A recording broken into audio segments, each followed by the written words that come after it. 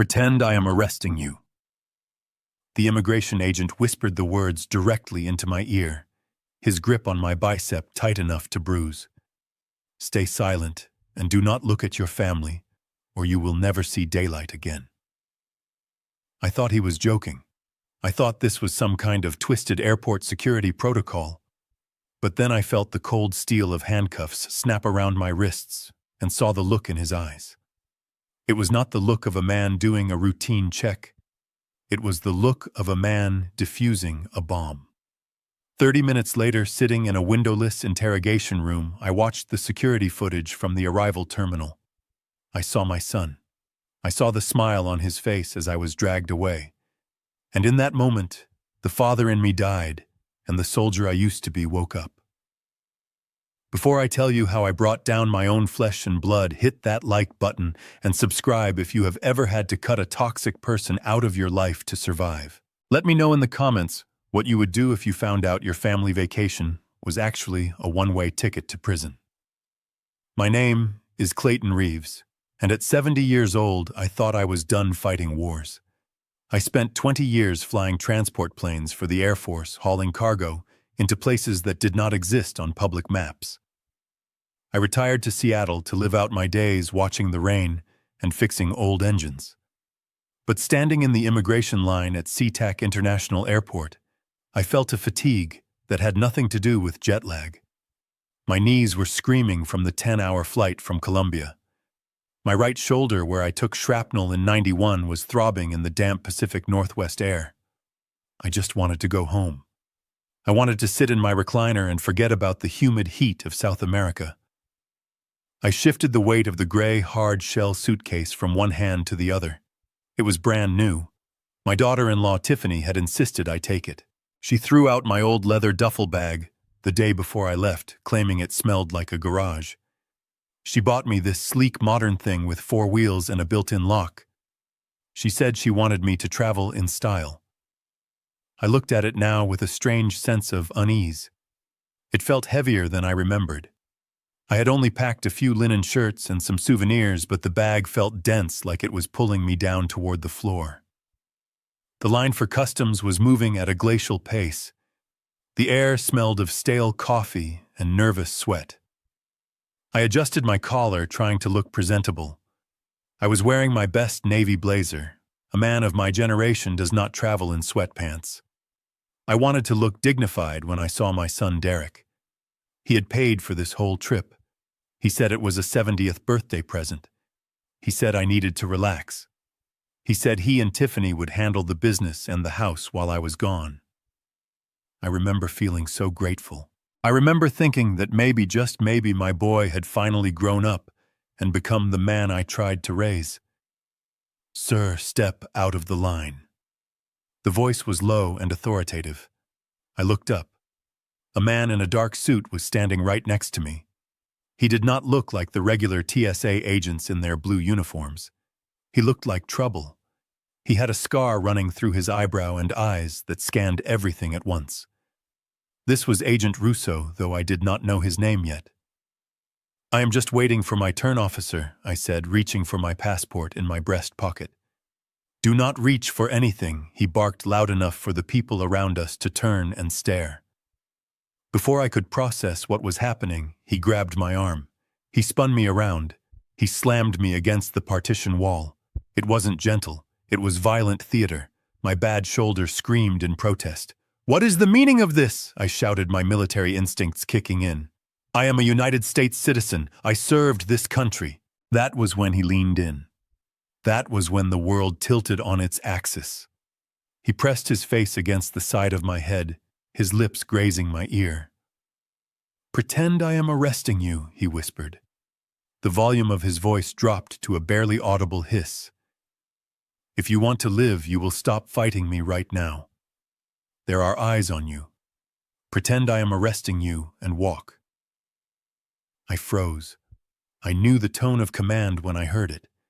This wasn't a power trip. This was a rescue operation disguised as an assault. I went limp.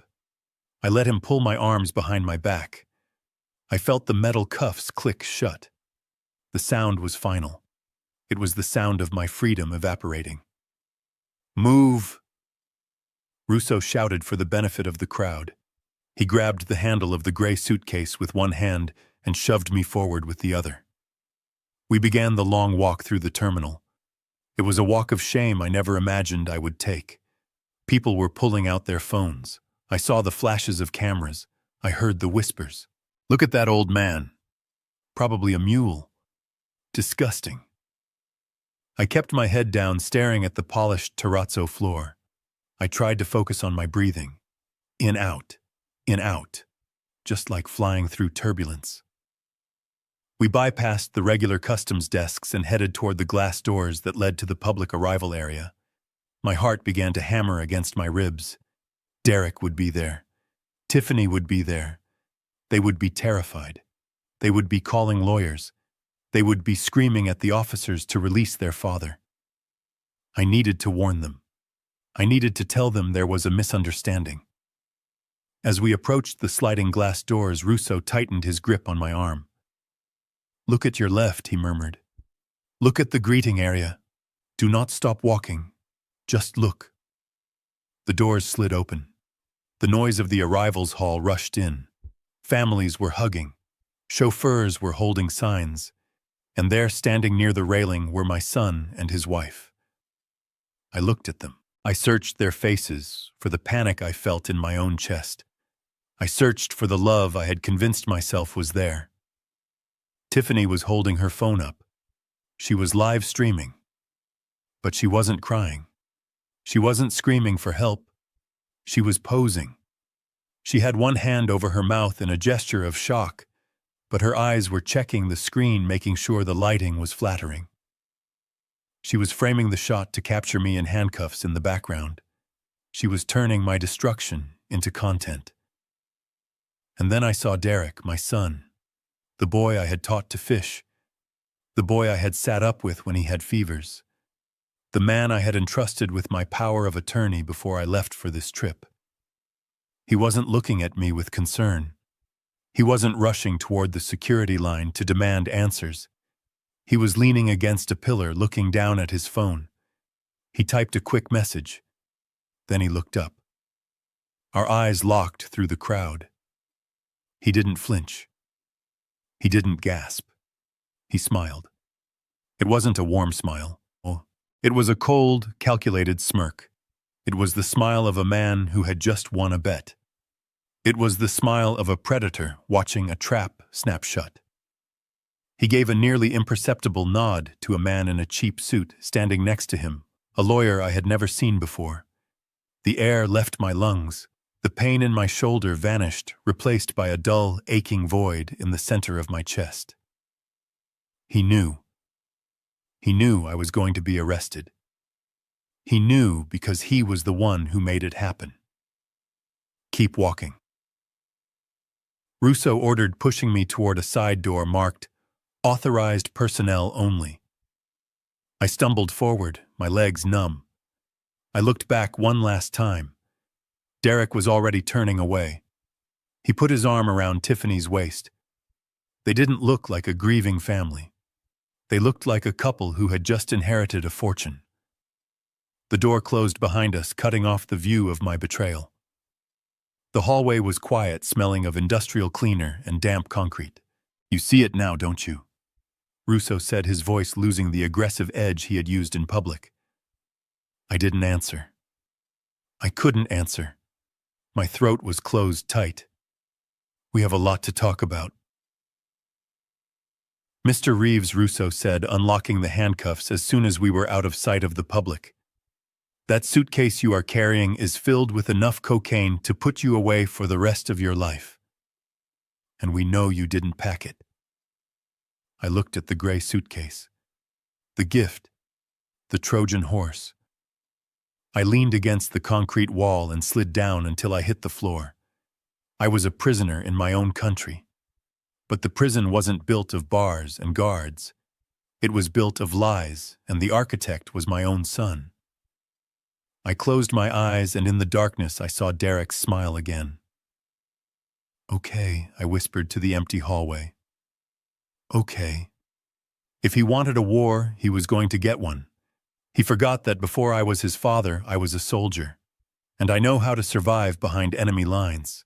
The interrogation room was a box of concrete and stainless steel that smelled of industrial disinfectant and old fear. There were no windows. The only light came from a single strip of fluorescent bulbs overhead that buzzed like a dying insect, casting a harsh antiseptic glare on everything. I sat at the metal table, my hands cuffed to a steel ring bolted to the floor. The cold from the chair seeped through my trousers, settling into my bones, making my arthritis flare up with a dull, throbbing ache. But the physical pain was nothing compared to the confusion swirling in my mind. Agent Russo stood across from me. He had taken off his jacket. His sleeves were rolled up, revealing forearms thick with muscle and scars. He wasn't yelling. He wasn't playing the bad cop who screams and slams his fist on the table. He was quiet. And his silence was terrifying. On the table between us sat the gray suitcase. It was open. My clothes were scattered in a pile pushed aside as if they were trash.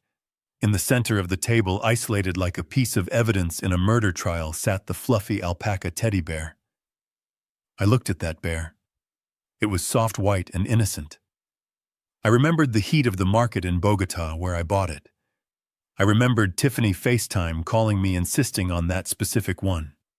She said my grandson Leo loved alpacas. She said it had to be the big one with the blue ribbon. I had spent 2 hours haggling with the vendor in my broken Spanish just to get it. I carried it through the airport like a fragile treasure, careful not to crush it. It was a gift. It was love packed in synthetic fur. Russo picked up a box cutter from the table. He slid the blade out with a sharp click. He looked at me, his eyes devoid of malice but full of a grim knowing. "You claim this is a gift for your grandson," Russo said, his voice flat. "It is," I rasped. My throat was dry as sandpaper. "His name is Leo. He is 5. Please, agent. That is just a toy." Russo didn't answer. He grabbed the bear by its head. He plunged the blade into the soft white belly of the toy. The sound of the fabric tearing was loud in the small room. It sounded like skin tearing. I flinched. It felt like he was cutting me. He reached inside the stuffing. His hand moved around, searching. Then he pulled. He didn't pull out cotton.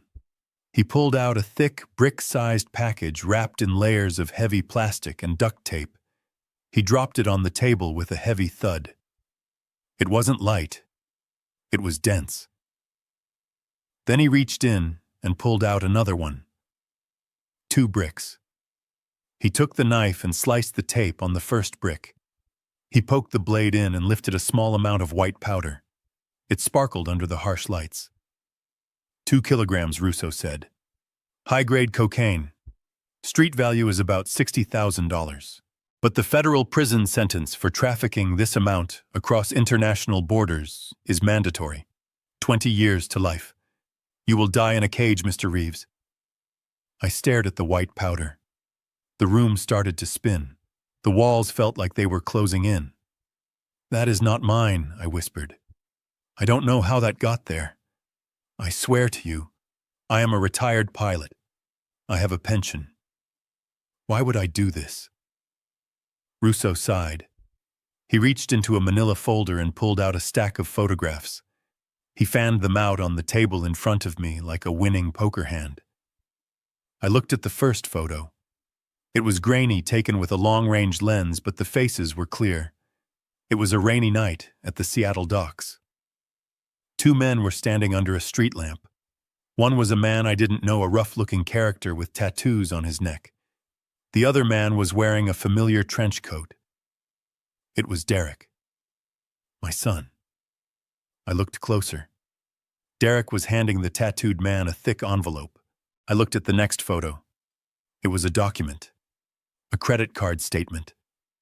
It showed the purchase of my plane ticket to Colombia. "See this card number?" Russo asked, tapping the paper. "It is a cloned card. A ghost card. It traces back to a shell company registered in the Cayman Islands. and the IP address used to book the ticket. It matches the Wi-Fi at your son's house. I shook my head, trying to deny what my eyes were seeing. No.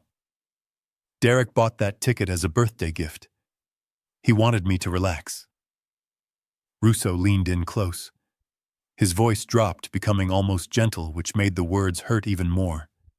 He didn't want you to relax, Clayton. He wanted you gone. Russo pulled out a final piece of paper. It was a transcript of a phone call. We received an anonymous tip 2 hours ago, Russo said. The caller knew exactly what flight you were on. They knew exactly what suitcase you were carrying. They even described the teddy bear. They said they were a concerned citizen who overheard a drug deal. He tapped the paper. We traced the call. It came from a burner phone. But we pinged the location of the call when it was made. It was made from inside the VIP lounge at SeaTac Airport, the same lounge where your son was waiting for you. I felt a physical blow to my gut. The air left my lungs in a rush. Derek called you, and I gasped. My own son called the police on me. Why, Russo asked. He wasn't asking me. He was leading me to the answer. Why would a son frame his 70-year-old father for international drug trafficking? What does he gain if you go away for life? I stared at the white powder spilling out of the alpaca. I thought about the paperwork Tiffany had made me sign before I left. She said it was for travel insurance. She said it was just in case something happened to me abroad. I hadn't read it. I trusted them. The trust fund, I whispered. The realization tasted like ash in my mouth. The Reeves Family Trust. It was set up by my father. It holds the deeds to the land, the company assets, everything. It is worth nearly $50 million. I am the sole trustee until I die, or until you are incapacitated. Russo finished for me. Or until you are convicted of a felony. There is a morality clause in most of these old trusts. If the trustee becomes a felon, they are deemed unworthy, and the control passes immediately to the next of kin. My stomach lurched. The pieces fell into place with a sickening click. The sudden vacation, the new suitcase, the specific request for the bear, the rush to get me home. They didn't just want me out of the way.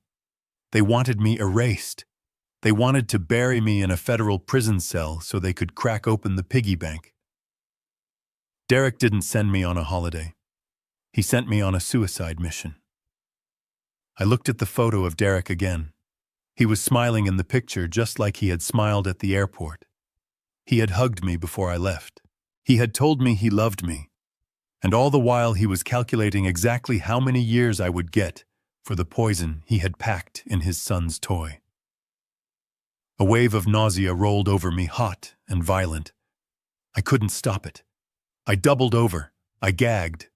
Russo grabbed a metal wastebasket and shoved it under my face just in time. I retched.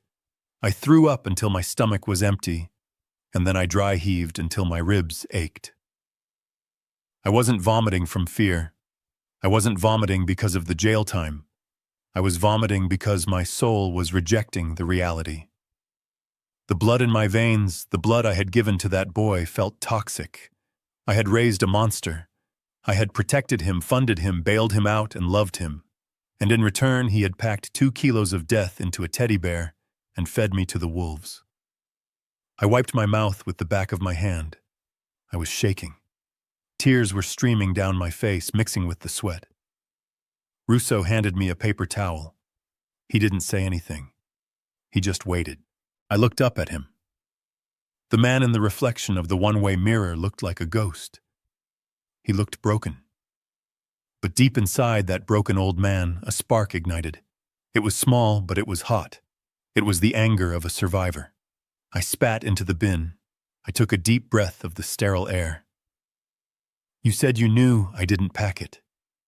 I said, my voice raspy and weak. Russo nodded. We have been watching Derek for 6 months. He is into deep with the cartel.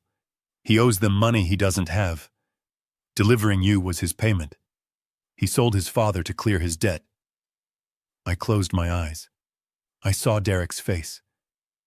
"I want a deal," I said. Russo pulled out a chair and sat down. He opened a new file. "I thought you might say that, Clayton. Here is what we need you to do." I looked at the bear one last time. The innocent toy was gutted, its insides spilling out. It was a perfect metaphor for my family. "Tell me," I said. "Tell me how to burn him down." I looked at Agent Russo across the metal table, and I made a decision that felt like swallowing broken glass. I reached for the confession pad he had left sitting near the edge of the desk. My hand was trembling, not from age, but from the sheer weight of what I was about to do. I was going to take the fall. It was a reflex, an old habit etched into my DNA. For 35 years, I had been cleaning up Derek's messes. I paid for the window he broke in 3rd grade. I hired the lawyer when he got a DUI in college. I bailed out his first failed startup. This was just the biggest mess yet. I told myself that he must be in trouble. He must be scared. The cartel must have threatened him. I convinced myself that he was a victim, and I was the only shield he had left. "Give me the pen," I said, my voice barely a whisper. "I will sign it. I will say I packed the bag. I will say I did it for the money. Just leave my son out of it." Russo looked at me with an expression that was half pity and half frustration. He didn't give me the pen. Instead, he reached into his pocket and pulled out a small digital recorder. He set it on the table between us. The black device looked innocent enough, but it was about to deliver the final bullet to my heart. "You think you are saving him," Russo said, his voice hard. "You think he is some scared kid who got in over his head. You think he loves you. Clayton, you need to listen to this. We tapped his phone 3 days ago. This is a conversation he had with his lawyer, the man you saw at the airport." Russo pressed the play button. The audio was crisp. I could hear the background noise of a busy restaurant. I heard the clink of silverware on china. I heard the sound of ice rattling in a glass. And then I heard the voice that I had listened to since the day he was born. Derek's voice was casual, relaxed. It was the voice of a man enjoying a steak dinner, not a man worried about his father. "Don't worry about the old man," Derek said on the recording. "The plan is bulletproof. The feds will find the candy in the bear and lock him up and throw away the key." Then I heard another voice, the lawyer. "But what if he fights it? What if he gets a good attorney and gets out on bail? The legal fees will eat into the trust fund." Derek laughed. It was a dry, cruel sound. "He won't fight it. He is weak. He will probably have a heart attack in the holding cell. And honestly, that would be the best-case scenario. If the old man dies in prison, it saves me a fortune in nursing home fees later. He is worth more to me dead in a cell than alive in a guest room. I need that trust fund liquid by next week to pay off the Colombians. Let him rot." Russo clicked the stop button. The silence that followed was deafening. It rang in my ears louder than any explosion I had ever heard in combat. Let him rot. The words hung in the air. He didn't just want my money. He wanted my death. He saw my life not as the source of his existence, but as a line item on a spreadsheet that needed to be deleted to balance the books. He was calculating the cost of my heartbeat against the price of his debt. I sat there for a long time. I stared at my reflection in the one-way mirror. The man looking back at me was crying. He looked pathetic. He looked like a victim. And then something snapped. It wasn't a loud snap. It was the quiet click of a safety being disengaged. I felt a coldness spread through my chest, freezing the tears before they could fall. The shaking in my hands stopped. The nausea in my stomach vanished. The grief that had been drowning me receded, replaced by a cold, hard clarity. Clayton, the father, died in that chair. He took his last breath when he heard his son laugh about his death. And in his place, Clayton, the captain, woke up. The man who had flown C-130s through anti-aircraft fire. The man who knew how to navigate through a storm. The man who knew that when you are behind enemy lines, you do not cry. You execute the mission. I sat up straight. I rolled my shoulders back. I wiped my face with my sleeve. When I looked at Russo again, he saw the change. He saw the steel enter my eyes. "Turn it off," I said. My voice was no longer raspy. It was level. It was commanding. Russo nodded slowly, a look of respect crossing his face. He put the recorder away. "I assume you have a plan, Agent," I said. "We do," Russo said, leaning forward. "We have enough to arrest him for conspiracy, but we want the whole network. We want the money laundering operation. We want the suppliers. And to get that, we need him to confess to you. We need him to say it to your face while the tape is rolling." I nodded. I understood the tactical situation. I was the bait. "What do you need me to do?" I asked. Russo opened a metal case on the floor. It was filled with electronics. "We are going to release you," he said. "We will say there was a procedural error. Insufficient evidence to hold you for more than 24 hours. We will put you on strict house arrest. You will call Derek. You will tell him you are scared. You will tell him you need help. You are going to go back to his house. You are going to be the terrified, confused old man he thinks you are." I watched as Russo pulled out a small sewing kit. He took a knife and cut the second button off my navy blazer. Then he took a new button from the kit. It looked identical to the others, but when he turned it over, I saw the microscopic lens and the gold contact points. "Stand up," Russo ordered. I stood up. He sewed the button onto my jacket with quick, precise movements. "This is a high-definition camera and a long-range microphone," Russo explained. "It transmits in real time to our van. We will be parked 2 blocks away. We will hear everything." Then he handed me a shoe insert. It was thick and made of black rubber. "Put this in your left shoe," he said. "It is a GPS tracker and a backup audio bug. If he tries to move you, if he takes you to a second location, we will know." I took off my loafer and slid the insert inside. It was tight. It pressed against my heel. Good. The pain would keep me sharp. I put my shoe back on and stomped my foot to settle it. I buttoned my jacket. I looked at the camera lens disguised as a button. "I am going into the lion's den," I said.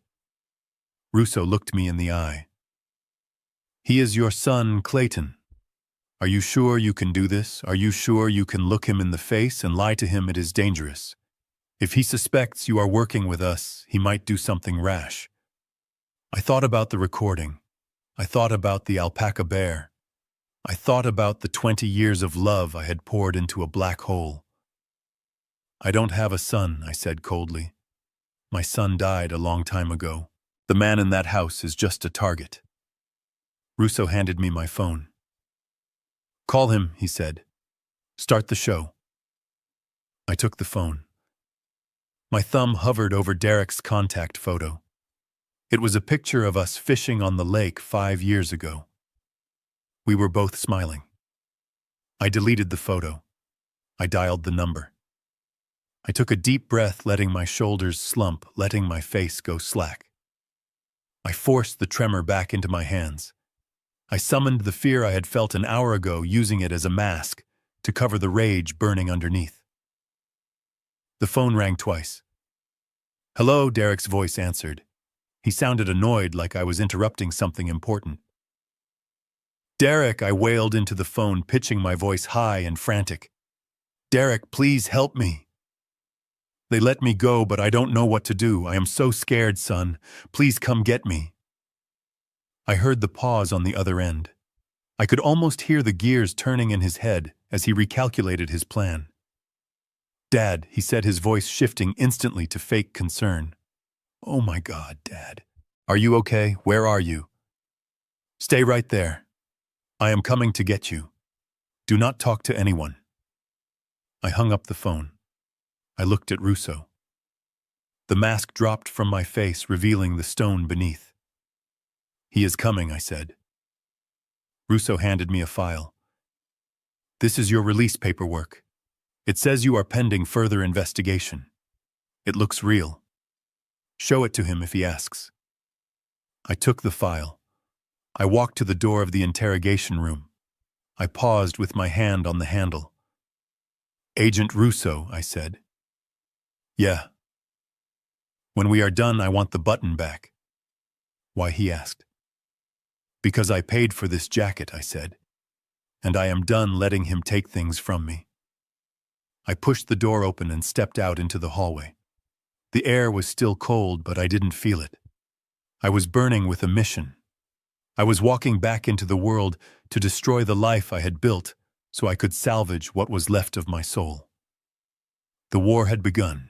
2 weeks before the metal cuffs snapped around my wrists at the airport, I was standing on the travertine patio of my son's $10 million estate overlooking Lake Washington.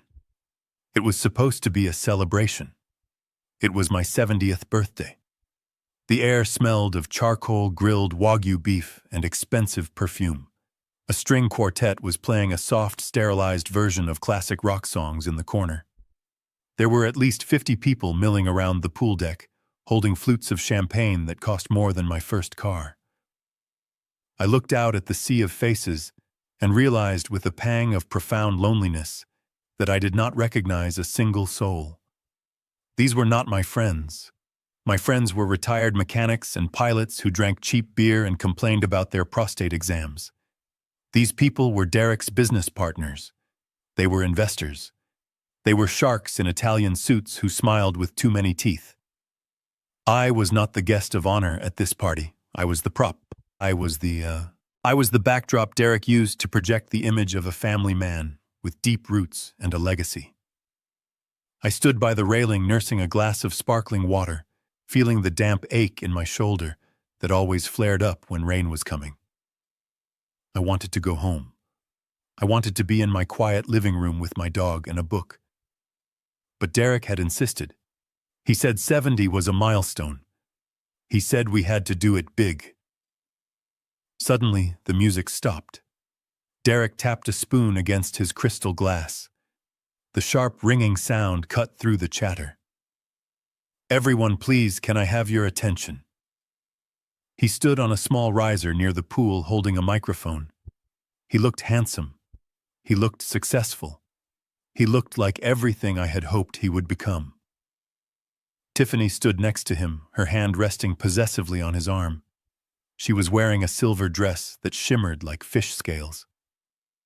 I want to make a toast, Derek announced, his voice thick with emotion. To my father. Clayton Reeves, the man who started it all. The man who taught me that hard work isn't just a virtue, it is a necessity. Dad, come up here. The crowd applauded politely. I felt my face heat up. I hated being the center of attention. I walked slowly to the riser, my knee clicking with every step. Derek put his arm around my shoulder. He pulled me close. I could smell the scotch on his breath, masked by mint. Dad, you have spent your entire life providing for us, Derek said, looking into my eyes. I saw tears welling up in his ducts. At the time, I thought they were tears of gratitude.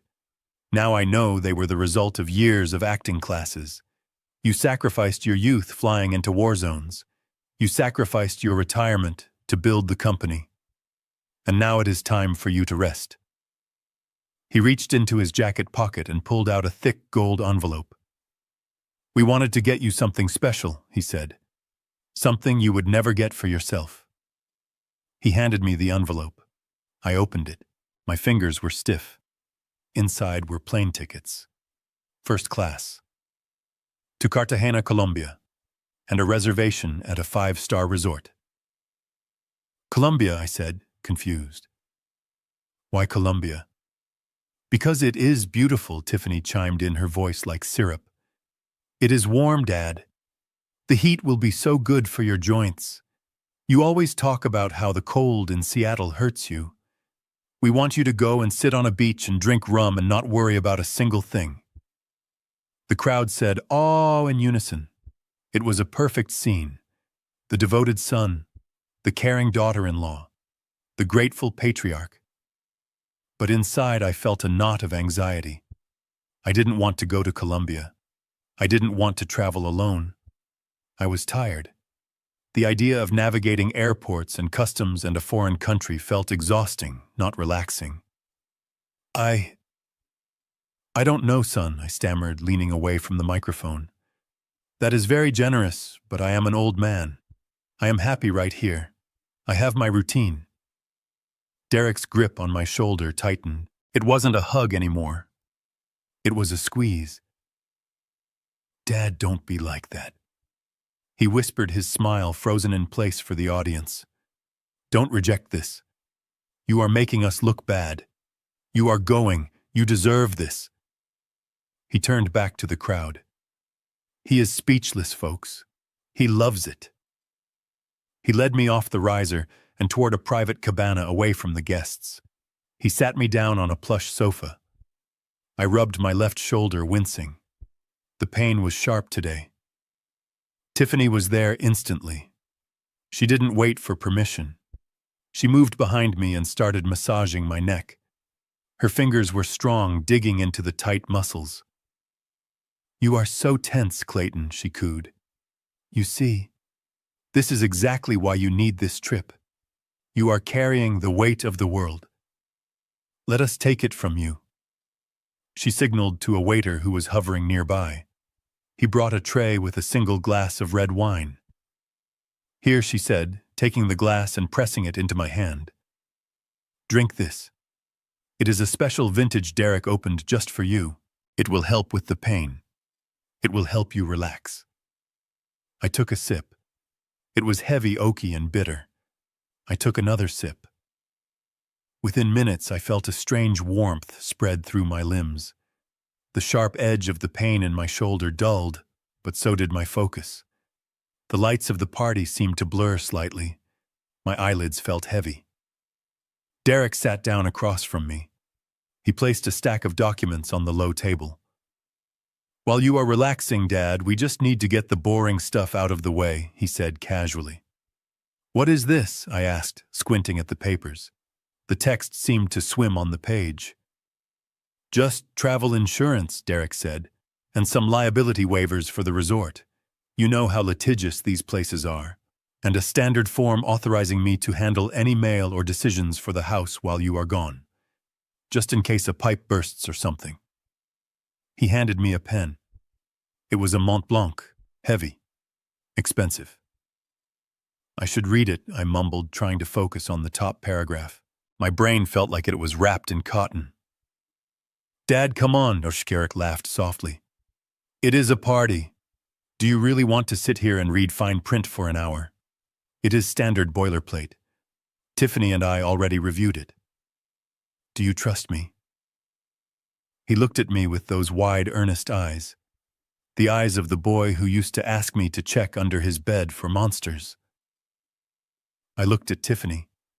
She was smiling, nodding encouragingly, her hands still kneading my shoulders, keeping me in the chair, keeping me compliant. Of course I trust you, I said. I put the pen to the paper. I signed my name. Wallace Clayton Reeves. I flipped the page. I signed again and again. I looked up as I signed the last page. For a split second, the sedatives or the wine or whatever was in my system seemed to clear. I saw them looking at the paper. I saw Derek's eyes. They weren't looking at me. They were fixed on the signature. There was a hunger there, a raw, naked greed that made him look like a starving animal staring at a piece of meat. Tiffany's tongue darted out to wet her lips. She looked like a cat that had just cornered a mouse. It sent a chill down my spine. But then Derek blinked, and the look was gone, replaced by the mask of the dutiful son. Done, he said, snatching the papers away before the ink was even dry. He slid them into his jacket pocket. Great, Tiffany said, patting my cheek. Now you can really relax. I sat back in the cabana listening to the distant chatter of the party. I felt sick, but I told myself it was just the wine. I told myself I was being a paranoid old man. I told myself that my family loved me. I didn't know that I had just signed over temporary power of attorney for the company. I didn't know I had just authorized them to access the accounts. I didn't know I had just signed my own death warrant. I closed my eyes and let the darkness take me oblivious to the fact that the vultures were already picking my bones clean. The rain hammered against the cedar shingles of my house, the home I had built with my own hands 40 years ago. It sat on a quiet bluff overlooking the Sound, filled with the scent of old wood and the lavender potpourri my late wife used to make. I was in the bedroom staring at the empty bed, trying to decide which shirts to pack for a trip I didn't want to take. My old leather duffel bag sat open on the quilt. It was scuffed, cracked, and smelled of engine oil and distant countries. It had been with me on every deployment in the Air Force. It had carried my uniform, my medals, and the letters from home. It was the only travel companion I trusted. Then the front door banged open downstairs. The silence was shattered by the clicking of high heels on the hardwood stairs. Tiffany breezed into the room without knocking. She brought a gust of cold air and expensive perfume that instantly overpowered the lavender. She was holding a large cardboard box and dragging a sleek gray suitcase on wheels behind her. "Oh, Clayton, you are not still staring at that pile of clothes, are you?" she said, shaking her head as if I were a slow child. "We have a schedule. The car will be here at 6 a.m. sharp." She parked the gray suitcase in the middle of the room. It looked alien against the warm wood tones of my sanctuary. It was hard, shiny, and soulless. "I am almost done," I said, reaching for a stack of linen trousers. "I just need to fit these into my duffel." Tiffany let out a sharp, incredulous laugh. She walked over to the bed and picked up my leather bag by one strap. She held it away from her body like it was a dead animal. "This thing?" she asked, curling her lip. "Clayton, you cannot be serious. This bag is an embarrassment. It looks like something a hobo would carry. The leather is peeling, and quite frankly, it smells like a locker room." "It is a good bag," I said defensively, reaching for it. "It has history, Tiffany. That bag has flown more miles than you have driven in your entire life. History belongs in a museum, Clayton, not in a five-star resort," she snapped. Before I could stop her, she turned and marched to the hallway. She threw the bag down the stairs. I heard it tumble, the heavy brass buckles clanging against the steps, until it hit the bottom with a sad, defeated thud. "It is trash," she declared, dusting off her hands. "You are a Reeves. You need to look the part. Derek bought you this." She pointed to the gray monolith in the middle of the room. "It is top of the line. Polycarbonate shell. TSA-approved locks. And look, it has a built-in charger. Use this." I looked at the gray case. I wanted to argue. I wanted to go downstairs and retrieve my old friend. But I was tired. I was so tired of fighting them on every little thing. If using the new bag would make them happy, if it would stop the criticism for 5 minutes, I would do it. "Fine," I said softly. "I will use the gray one." "Good," Tiffany said, unzipping the case. It opened like a clam. "Now let's get you packed. But first, the most important thing." She turned to the cardboard box she had brought in. She opened it and pulled out the alpaca teddy bear. It was enormous. White, fluffy, and staring at me with black plastic eyes. It had a ridiculous blue ribbon tied around its neck. "You have to make room for Mr. Alpaca," she said, shoving the toy into my arms. I stared at it. It was absurd. "Tiffany," I said, trying to be reasonable, "I am a 70-year-old man. I cannot walk through an international airport carrying a giant stuffed animal. It will take up half the suitcase. I won't have room for my shoes." Tiffany's face crumpled instantly. Her lower lip trembled. It was a performance worthy of an Oscar. "But Clayton," she whined. "It is from Leo, my grandson. The boy I hadn't seen in 6 months because they sent him to a boarding school in Connecticut. He called me last night." She lied, her voice thick with fake emotion. "He misses his grandpa so much. He picked this out online. He wants you to take it to Colombia. He wants you to take pictures of Mr. Alpaca on the beach and at the hotel. He calls it Flat Stanley. It is his way of being there with you." She put a hand on my arm, looking up at me with wide, pleading eyes. "Are you really going to break his heart, Clayton? He is just a little boy. He just wants to feel connected to you." The guilt hit me like a physical blow.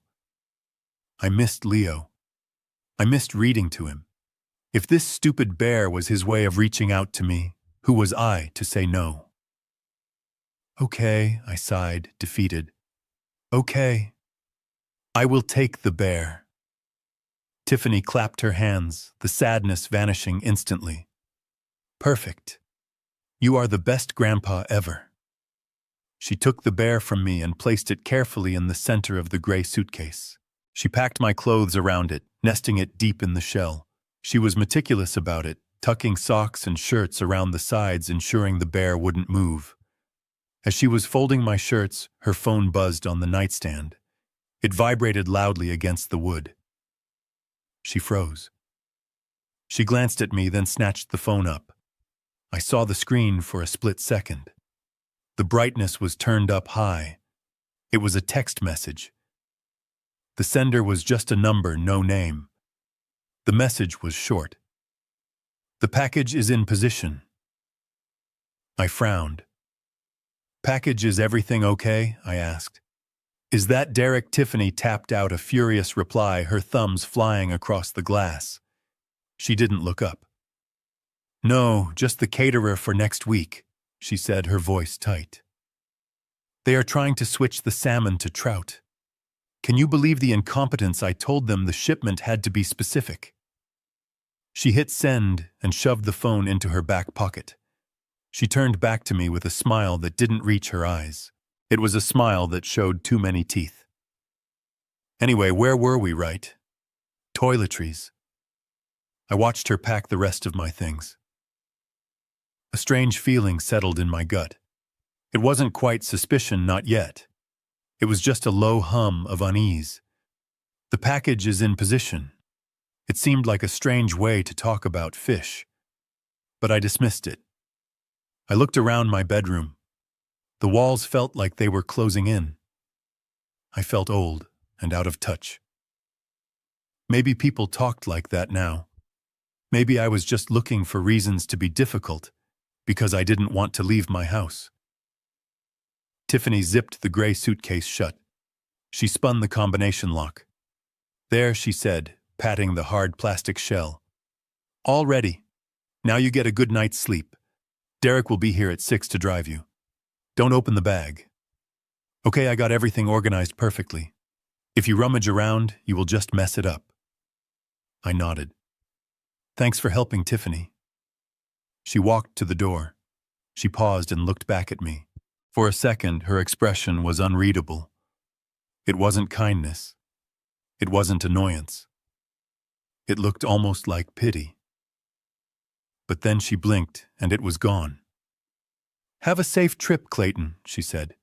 "Don't come back until you are fully relaxed." She walked out. I heard her heels retreating down the hall, then the front door closing. I stood alone in the silence of my bedroom. I looked at the gray suitcase standing in the middle of the floor. It looked like a tombstone. I walked to the window and looked out at the rain. I thought about Leo. I hoped he would like the pictures of the bear. I thought about the text message. "The package is in position." I shook my head. I was just a paranoid old man. My son was treating me to a vacation. My daughter-in-law packed for me. I should be grateful. I turned off the light and climbed into the empty bed, listening to the wind howl. I didn't know it then, but the storm outside was nothing compared to the one waiting for me inside that gray box. I closed my eyes and drifted into a fitful sleep, unaware that I was sleeping next to the evidence that would destroy my life. Cartagena was supposed to be a paradise of colonial architecture and Caribbean breezes, but for me it was a high-security prison with room service.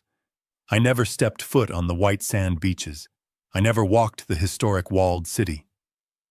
From the moment I landed, I was placed in the custody of a man named Matteo. Derek had introduced him as a private tour guide, a local expert hired to ensure my safety. But Matteo did not act like a guide. He acted like a warden. He was a mountain of a man, with dead eyes and a pistol bulge under his linen guayabera shirt. He took my passport the moment we checked into the suite. He said it was standard procedure for hotel registration, but he never gave it back. I spent 3 days pacing the marble floors of room 402. The air conditioning unit rattled in the wall, fighting a losing battle against the oppressive humidity. Every time I tried to leave the room, Matteo was there blocking the doorway with his massive frame. He would smile a smile that didn't show his teeth and say, "It is not safe out there, Mr. Reeves. The streets are dangerous for a man of your age. Let me order you some food. Stay inside. Watch television." It was solitary confinement disguised as luxury. I felt like a bird in a gilded cage. The gray suitcase sat in the corner like a silent monolith. The alpaca bear sat on the dresser staring at me with its plastic eyes. Tiffany texted me every few hours demanding photos. "Take a picture of Mr. Alpaca on the balcony," she would write. "Take a picture of him on the bed." It felt ridiculous. I felt like a senile old man playing with dolls, but I did it. I snapped the photos and sent them off thinking I was bonding with my grandson. I didn't know I was sending proof of life. I didn't know I was confirming that the package was still in my possession and that I was compliant. On the third afternoon, the phone in the room rang. It wasn't the hotel front desk, it was Derek. His voice sounded tinny and breathless over the international connection. "Dad," he said, cutting off my greeting. "Pack your bags. You are coming home, Paus." I looked at the clock. It was only Tuesday. The trip was supposed to last a week. "But I just got here, son," I said, sitting on the edge of the bed. "I haven't even seen the ocean yet. Matteo won't let me leave the room. Forget the ocean." Derek snapped, his impatience bleeding through the concern. "Listen to me. Something has come up, a big surprise. I have a huge business deal closing on Thursday, and I want you there to celebrate. It is going to change everything for us. I already changed your ticket. You fly out tomorrow morning at 6 a.m. I rubbed my forehead. The headache that had started at the birthday party was back. "Tomorrow?" I asked. "Derek, that is too soon. My joints are aching from the flight down here. I can't get back on a plane so soon. You have to." "Dad." He insisted, his voice rising in pitch. "I need you here. It is important to me. Don't be selfish. I spent a fortune to get you a last-minute first-class seat. The car is already arranged. Matteo will take you to the airport. Just get on the plane." He hung up before I could argue. I sat there holding the dead receiver, listening to the dial tone. I felt a cold knot form in my stomach. It wasn't disappointment. It was suspicion. Why the rush? Why the aggression? He didn't sound like a son excited to share good news. He sounded like a general ordering a troop movement. I walked to the window and looked out at the city lights flickering in the humid dusk. I watched the cargo ships moving slowly across the horizon, heading out to sea. I watched them and I wondered what was really happening. I didn't know the truth then. I was too blinded by my love for him to see the chessboard.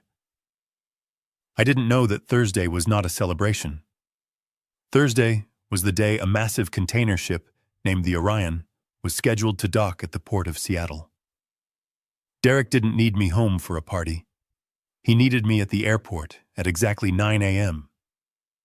He knew that a 70-year-old man getting busted with 2 kilograms of cocaine would trigger a massive security alert. He knew the Customs and Border Protection agents would swarm the passenger terminal. He knew the drug-sniffing dogs would be pulled from the cargo bay to the arrival hall to check for more mules. He knew the media would be there creating a circus. I was the distraction. I was the flare thrown into the sky to draw all eyes away from the water. While the agents were handcuffing me, while they were tearing apart that bear, while they were interrogating a confused old man, his real shipment would be sliding off a crane at the docks, completely uninspected. It was a classic military tactic. Diversion. The sacrificial lamb. He was willing to trade his father's freedom for a shipment of narcotics worth 10 times what was in my suitcase. The 2 kilos in the bear were just the cost of doing business. I wasn't a father to him. I was an expense. I was a decoy. I looked at the gray suitcase. I looked at the bear. "Okay," I whispered to the empty room. I stood up and started to pack. I folded my shirts. I placed the bear back in its nest of foam and lies. I zipped the case shut. I didn't sleep that night. I sat in the chair watching the door waiting for Matteo. I felt a strange calm settle over me. It was the calm of a soldier before the battle. My subconscious was already warning me.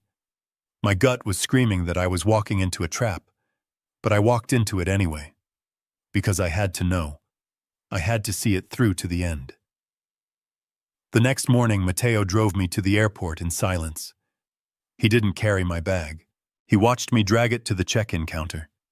He waited until I passed through security before he turned and left. He wasn't guiding me. He was delivering me. I boarded the plane. I took my seat in first class. I drank the champagne the flight attendant offered me. It tasted like vinegar.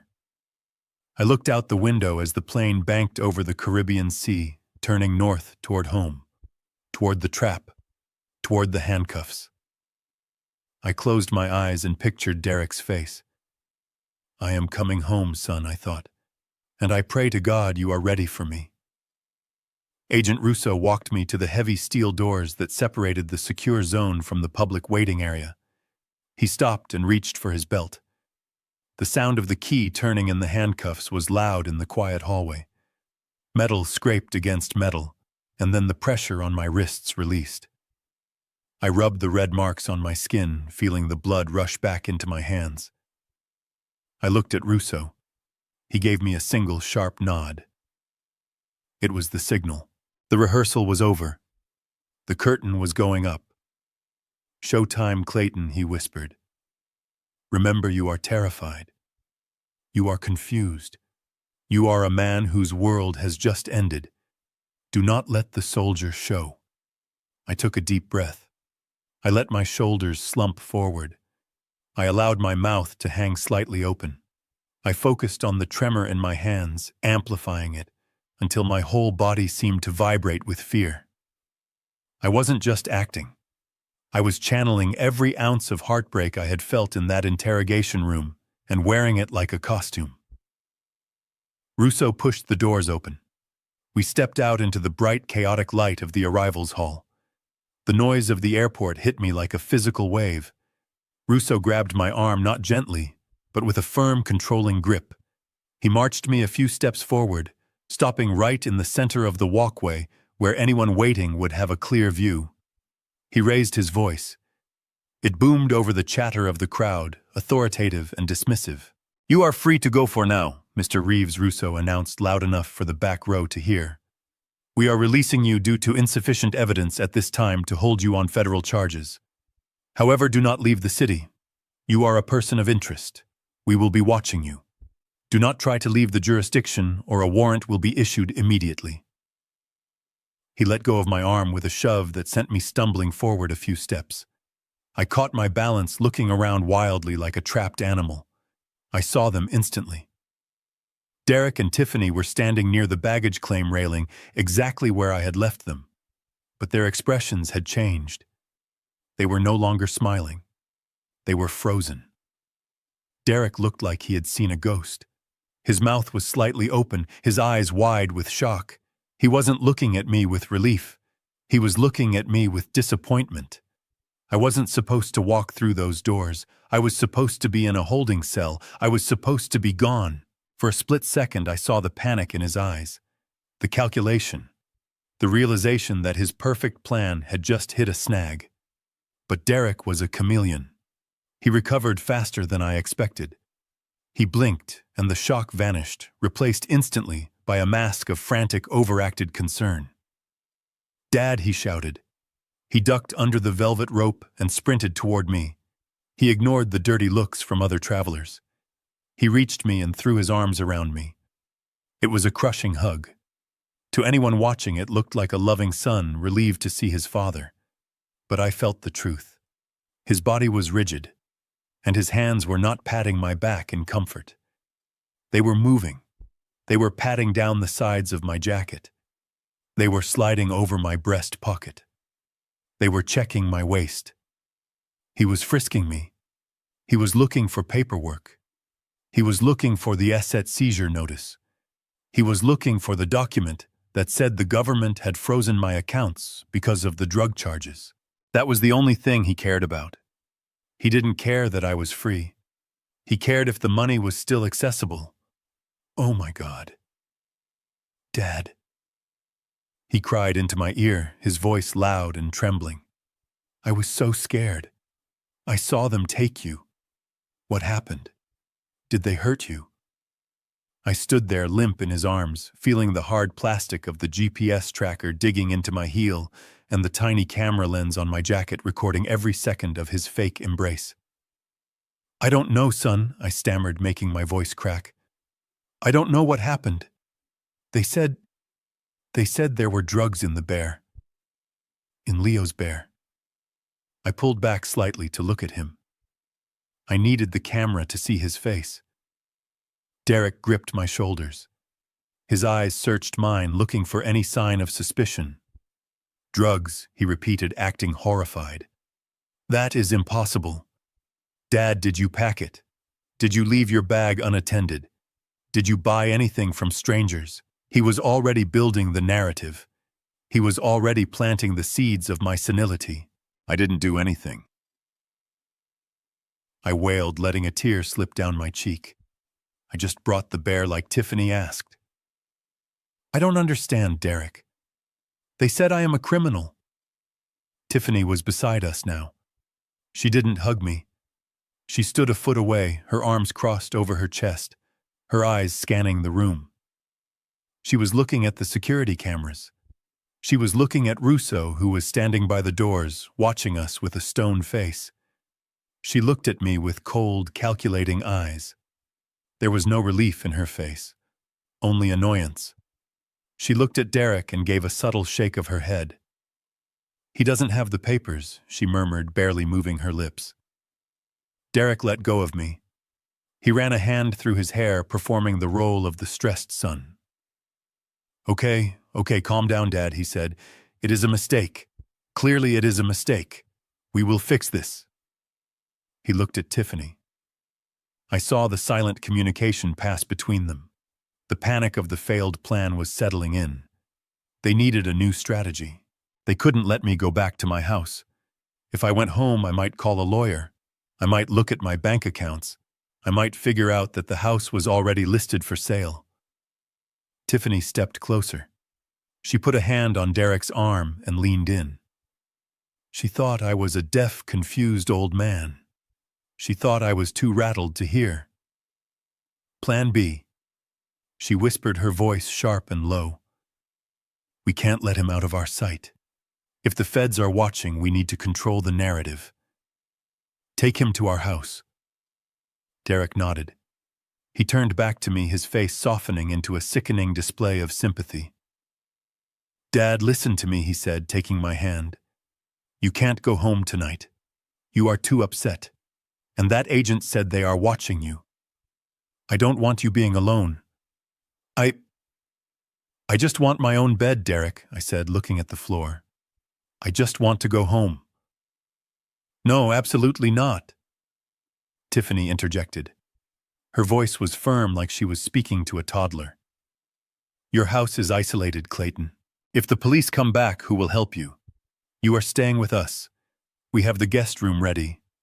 We can take care of you there. Take care of me.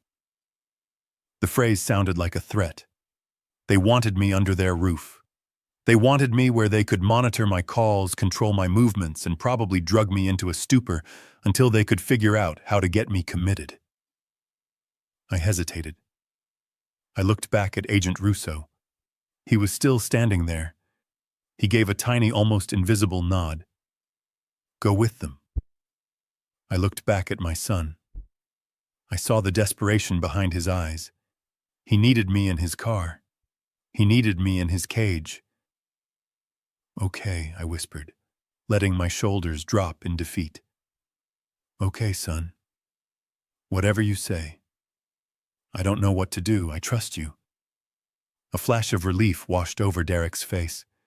It was the relief of a jailer who has just secured a loose prisoner. "Good," he said. "Good. Come on. The car is right outside. Let's get you out of here." He put his arm around me again, guiding me toward the exit. He walked fast, almost dragging me.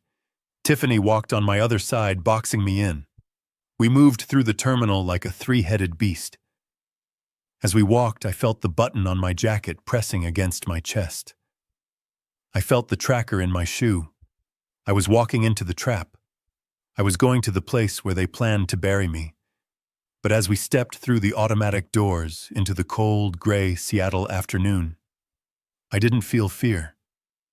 I felt a strange, cold satisfaction. They thought they were taking a helpless old man home to finish him off. They didn't know they were bringing the surveillance team right into their living room. They were inviting the evidence collector to dinner. I leaned into Derek, putting my weight on him, making him carry me. "Thank you, son," I mumbled. "Thank you for taking care of me." "Don't worry, Dad," Derek said, checking his phone as we walked. "We will get this all sorted out." I looked at the screen of his phone reflected in the glass door as we passed. He was texting someone. "He is out. Bringing him to the safe house. Call the doctor." I closed my eyes and let them lead me to the car. The game was on, and I was ready to play. The rain in Seattle does not fall like it does in other places. It does not cleanse. It soaks. It permeates. As we pulled into the driveway of the house I had lived in for 40 years, the sky was a bruised purple weeping, a relentless icy drizzle that blurred the windshield of Derek's luxury SUV. I stared at the house. It was a craftsman bungalow I had restored with my own hands after the war. I knew every shingle. I knew the squeak of the third step on the porch. I knew the way the light hit the kitchen table in the morning. But sitting there in the passenger seat staring at it through the rain, it looked like a stranger. The windows were dark. The blinds were drawn tight, something I never did. It looked abandoned. It looked dead. Derek put the car in park but left the engine running.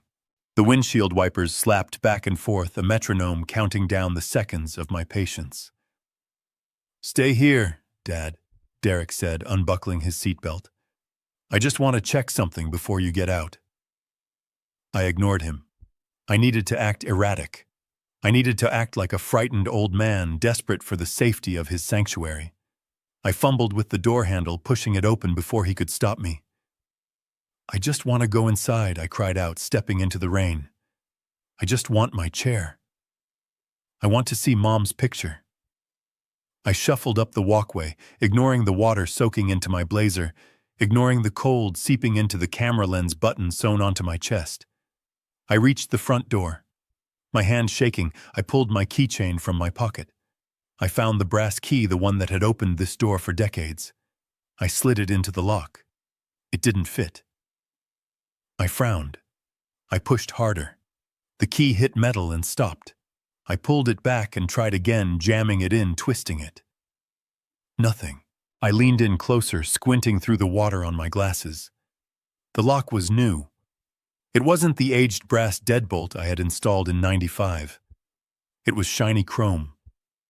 A smart lock with a keypad. "They changed it," I whispered, panic rising in my throat. It wasn't acting this time. It was the violation of it. They had locked me out of my own life. Derek was beside me, instantly grabbing my wrist. "Dad, stop!" he shouted over the rain. "Stop it! You are going to break the key." "Why doesn't it work?" I yelled, turning to him, letting the rain mix with the tears on my face. "This is my house! Why can't I get in?" Derek pulled me back from the door. He looked around the neighborhood nervously, checking to see if Mrs. Higgins next door was watching. "I told you, Dad," he said, his voice dropping to a conspiratorial hush. "The police. When they raided the house looking for evidence, they seized the property. They changed the locks. It is a crime scene now. Nobody can go in. It is sealed." He was lying. I knew he was lying. The police would put up tape. They would leave a notice. They wouldn't install a brand new $300 smart lock. This was him. He had changed the locks the moment I got on the plane to Colombia. He had stolen my home before I was even arrested. "But I have clothes in there." I whimpered, slumping against the doorframe. "I have your mother's things."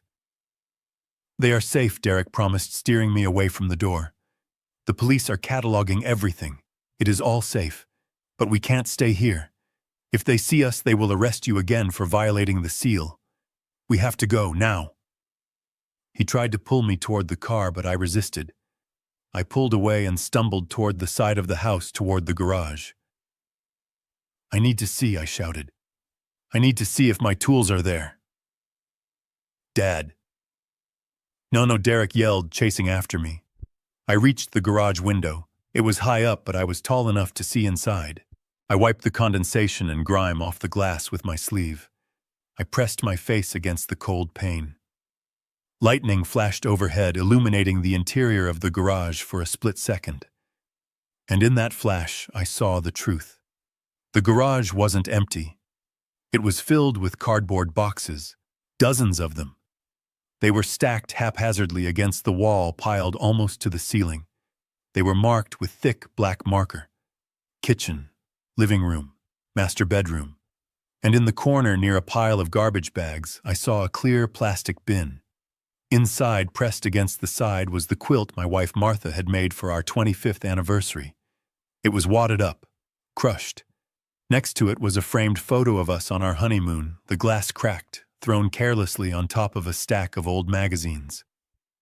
They weren't cataloging evidence. They were staging the house. They had cleared out 40 years of memories in 2 days. They were treating my life, my history, my wife's legacy, like trash to be hauled to the dump. A fire ignited in my belly, hot and white. It burned through the cold rain. It burned through the act. I wanted to smash the window. I wanted to climb in there and retrieve my wife's quilt. I wanted to turn around and wrap my hands around Derek's throat and squeeze until he confessed. I gripped the windowsill so hard my knuckles turned white. I could feel the growl rising in my throat. I was about to break character. I was about to end the mission right there. But then I felt the hard rubber insert in my shoe pressing against my heel. The GPS tracker. And I heard Agent Russo's voice in my head, clear as a bell. "He is not your son. He is a target. If you break now, he wins. If you break now, he keeps the money and you go to prison. Endure." I closed my eyes. I forced the image of the crushed quilt into a box in my mind and locked it tight. I took a deep, shuddering breath. I let go of the windowsill. When I turned back to Derek, I wasn't the vengeful soldier. I was the broken old man again. "They are throwing it away," I sobbed, pointing at the window with a trembling hand. "Look, Derek. They put Mom's quilt in the trash." Derek didn't even look. He just grabbed my arm and pulled. "I know, Dad. I know," he said, his voice void of empathy. "It is standard procedure. They have to search everything for drugs. We will get it back later. I promise. But we have to go, please. You are freezing." He dragged me back to the car. I didn't fight him this time. I let him lead me. I walked with a shuffle, head down, defeated. But as I climbed into the passenger seat, as the warmth of the heater hit my wet face, I made a silent vow to the house standing dark in the rain. I will be back. I will buy new locks. And I will burn the boxes that Derek packed.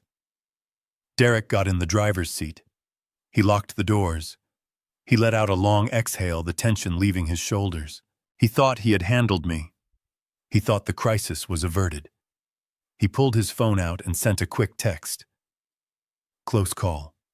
He saw the boxes. but he bought the police story. Bringing him in now. I stared out the window as we backed out of the driveway. I watched my house disappear into the rain and the gloom. "Take me to your house, son," I whispered, staring at my reflection in the dark glass. "I don't want to be alone." "You won't be, Dad," Derek said, putting the car in drive. "Tiffany has the guest room all ready for you. You will be safe there." Safe. I touched the button on my chest. Yes, son, I thought.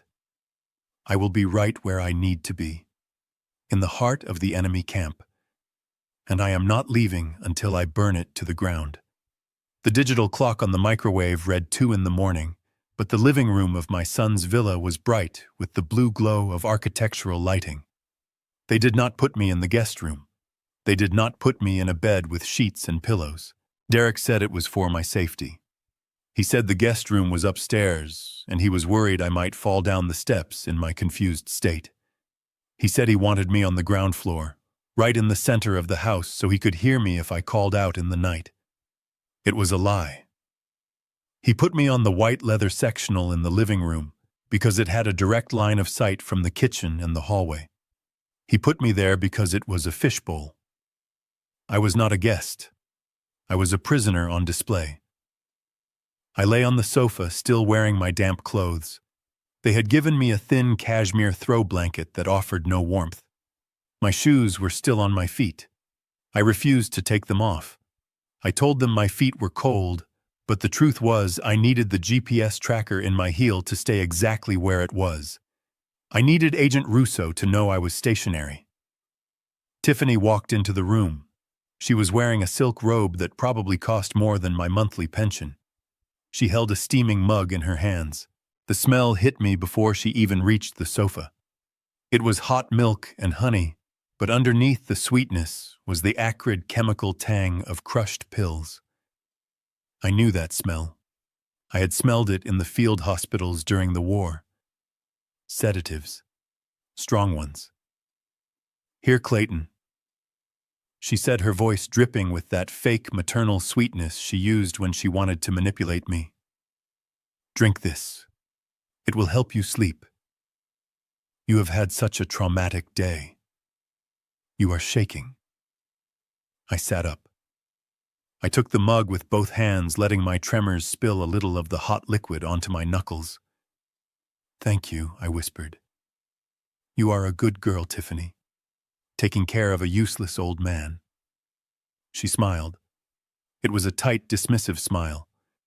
"Just drink it all. Every drop.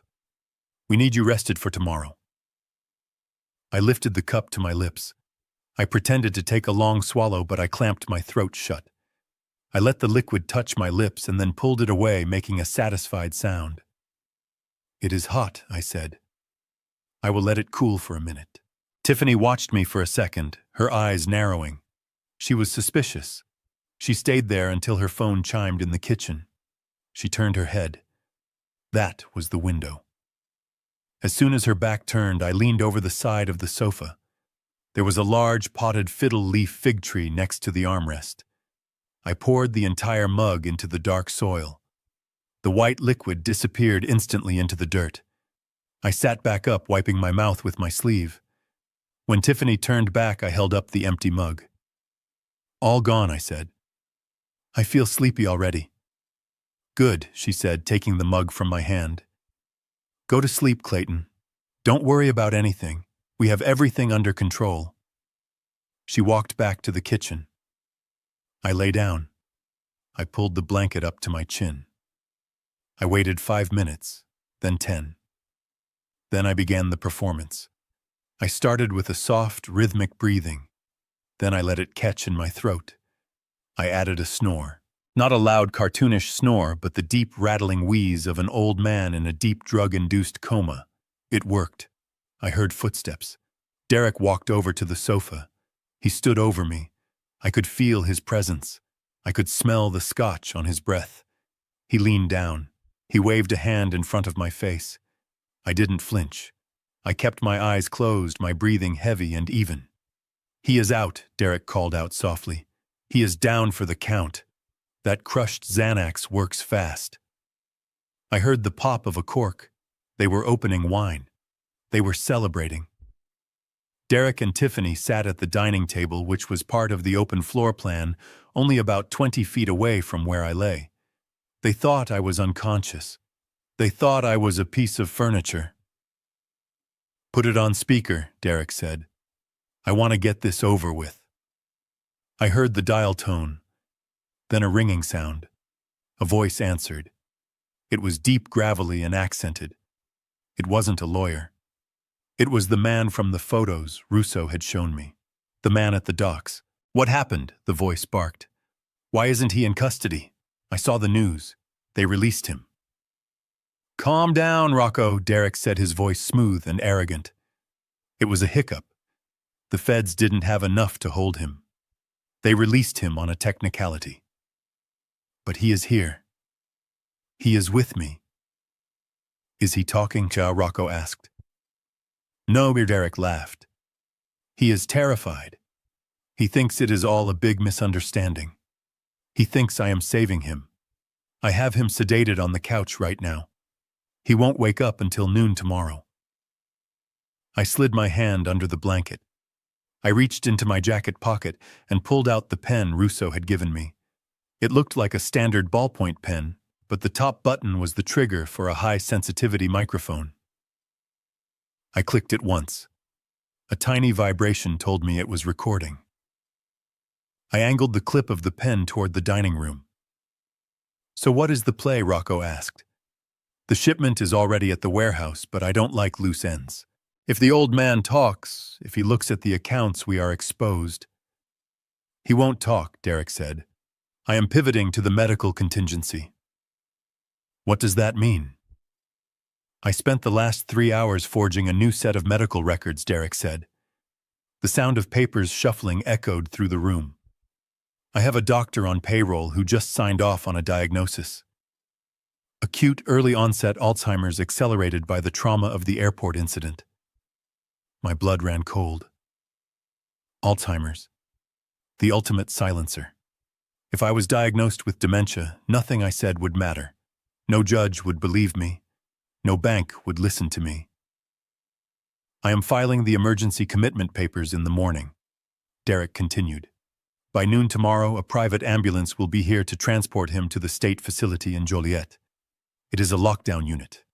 No phones, no visitors. He will be medicated and isolated." "And the assets?" Rocco asked. "Once he is committed, the power of attorney clause kicks in fully," Derek said. "I become the sole guardian of the estate. I can liquidate the trust without his signature. I will wire your $5 million by 2 p.m. tomorrow." I lay there frozen in a block of ice. They weren't just going to steal my money. They were going to steal my mind. They were going to lock me in a room and drug me until I actually did lose my sanity. They were going to erase Clayton Reeves from the face of the earth and replace him with a drooling invalid. Tiffany chimed in, her voice slurring slightly from the wine. "Make sure it is the state facility, Derek," she said. "I checked the prices on the private ones. They are too expensive. We need that money for the renovation. The state facility is free." "Wow." Rocco laughed. "You two are cold.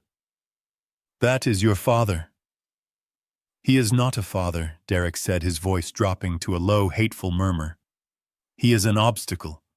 He has been sitting on that money for years, flying his little planes, fixing his little cars, wasting it. I am just correcting a market inefficiency." I squeezed the pen so hard I thought the plastic would crack. "He is an obstacle." The last thread of attachment snapped. The grief I had felt earlier that day was gone. The shock was gone. In its place was a calm, lethal clarity. I wasn't his father anymore. I was his enemy. And he had just given me the battle plans. "Okay," Rocco said. "Wire the money tomorrow." And Derek, "Yeah. If he doesn't get on that ambulance, if there are any more hiccups, I am not coming for the money. I am coming for you." "I got it," Derek said. The call ended. I heard glasses clinking. To the new house, Tiffany said. To freedom, Derek replied. I lay there listening to them drink. I listened to them laugh. I listened to them planning the color of the new curtains they would buy with my life savings. I waited until they went upstairs. I waited until the lights went out. Then I opened my eyes in the dark. I looked at the ceiling. You want to send me to an institution, son, I thought. You want to play the medical game. I touched the camera button on my jacket. I have a different diagnosis for you. I closed my eyes, but I didn't sleep. I lay there in the dark, sharpening my mind like a knife, waiting for the sun to rise. Because when the sun came up, the ambulance wasn't coming for me. It was coming for them. The morning sun sliced through the floor-to-ceiling windows of the villa, illuminating the dust motes dancing in the air like tiny suspended diamonds. It was a perfect Seattle morning, the kind of morning where the sky is a piercing, impossible blue and the water of the lake glitters like a sheet of hammered silver. But inside the house, the air was thick enough to choke on. It smelled of freshly ground coffee, expensive bacon, and the sour metallic tang of impending betrayal. I sat at the head of the dining table. I was wearing the same wrinkled clothes I had slept in. My navy blazer was rumpled, and my face was covered in a day's worth of gray stubble. I looked exactly like what they wanted me to be. A derelict, a confused, broken old man losing his grip on reality. Derek sat to my right. He was dressed in a sharp Italian suit, his hair perfectly gelled, his Rolex gleaming on his wrist. He was scrolling through his phone with a manic intensity, his thumb twitching against the screen. I knew what he was checking. He was checking the bank routing numbers for the offshore accounts. He was checking the time. He was counting down the minutes until he could legally declare me incompetent and drain the lifeblood of my legacy. Tiffany sat across from him. She wasn't eating. She was staring out the window, her fingers drumming a nervous rhythm on the granite tabletop. She looked pale. Maybe the wine from last night was catching up with her, or maybe, just maybe, some small, shriveled part of her conscience was trying to scream. Dad, you should eat, Derek said, not looking up from his phone. You barely touched your eggs. You need your strength. I looked down at the plate. The scrambled eggs looked like yellow rubber. I am not hungry, I mumbled, keeping my voice tremulous and weak. I just want to go home, Derek. When can I go home? Derek sighed. It was a theatrical sigh, loud and filled with a practiced patience. We talked about this, Dad, he said, finally putting the phone down. You can't go home. The police sealed the house. Remember, you are confused again. This is exactly why we need to get you some help. He looked at Tiffany. She nodded a sharp, jerky motion. Just then, the doorbell rang. It wasn't a friendly chime. It was a heavy, resonant dong that echoed through the cavernous house like a funeral toll. Derek jumped up. He moved too fast. He knocked his chair back, the legs scraping loudly against the hardwood floor. That must be them, he said, smoothing his tie. Who? I asked, gripping the edge of the table. Who is at the door? Derek didn't answer me. He walked to the foyer. I heard the heavy front door open. I heard low voices, then the sound of heavy boots on the wood. Derek walked back into the dining room. He wasn't alone. 2 men followed him. They were dressed in white uniforms that looked like medical scrubs, but they didn't fit right. The fabric was tight across their chests and arms.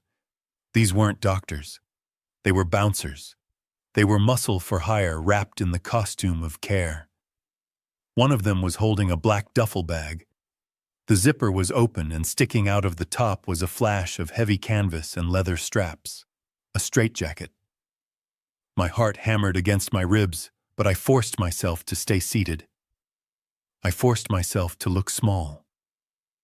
Dad, Derek said, walking over to me. He stood behind my chair, putting his hands on my shoulders. His grip was firm. It was a restraint. These are the specialists I told you about. Dr. Evans and his assistant. They are from the state facility. They are here to take you to a place where you can get the care you need. I looked at the men. They didn't smile. They didn't introduce themselves. They just stared at me with the dead, bored eyes of men who were used to dragging screaming people into vans. I don't need care, I whined, shrinking away from Derek's hands. I am fine. I just want to go to my house. Derek leaned down. His face was close to mine. I could smell the mint mouthwash masking the stale scotch. You are not fine, Dad, he whispered. You have Alzheimer's. The doctor confirmed it. You are forgetting things. You are violent. You are a danger to yourself. That is why the police released you to me. Because you are sick. He signaled to the men. They stepped forward. The one with the bag reached in and pulled out the restraint. It was white, clinical, and terrifying. Please, Mr. Reeves, the larger man said, his voice flat. Make this easy. Stand up and extend your arms. We don't want to have to sedate you here. Tiffany stood up. She walked to the corner of the room, hugging herself. She couldn't watch. She wanted the money, but she didn't have the stomach for the slaughter. I looked at the straitjacket. I looked at Derek. He was smiling sadly, a performance for the benefit of his hired goons. It is for the best, Dad, he said. Just go with them. You will be safe there. You can rest. Rest. That was the word. That was the trigger. I closed my eyes for a second.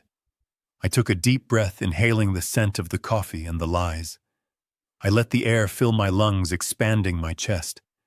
I felt the button camera pressing against my skin. I felt the tracker in my shoe grounding me to the earth. I stopped shaking. I opened my eyes. I didn't look at the floor. I didn't look at the straitjacket. I looked directly into Derek's eyes. The change was instant. Derek saw it. He saw the fog clear from my gaze. He saw the weakness evaporate, replaced by a gaze as cold and hard as a granite tombstone. He took a step back, his hands falling from my shoulders. Dad. He stammered, his brow furrowing. I stood up. I didn't struggle to rise. I pushed the chair back with a single controlled motion. I stood to my full height.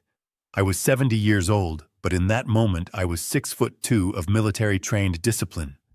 I reached up and adjusted my collar, smoothing the lapels of my rumpled blazer. I brushed a crumb off my sleeve. I am not going to rest, Derek, I said.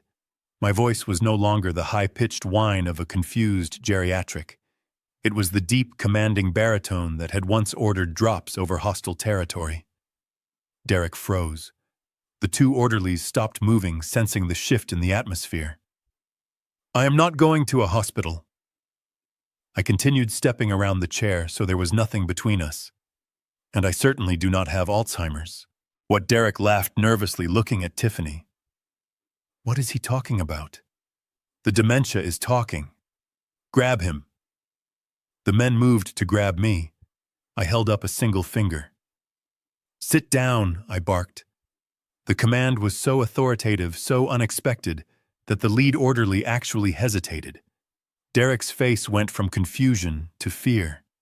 He realized the game had changed, even if he didn't understand how. Dad, stop this, he hissed. You are making a scene. I looked at him with pure disgust. You wanted a meeting, son, I said. You wanted to discuss the assets. You wanted to discuss the trust. I checked my watch. Well, you are in luck, because I have a meeting scheduled right now. With who? Derek shouted, losing his composure.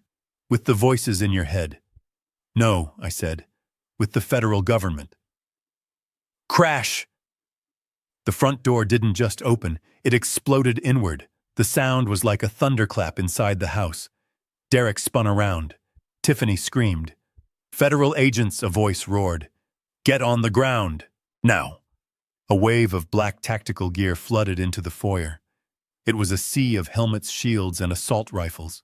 They moved with the precision of a machine. They didn't stop at the door.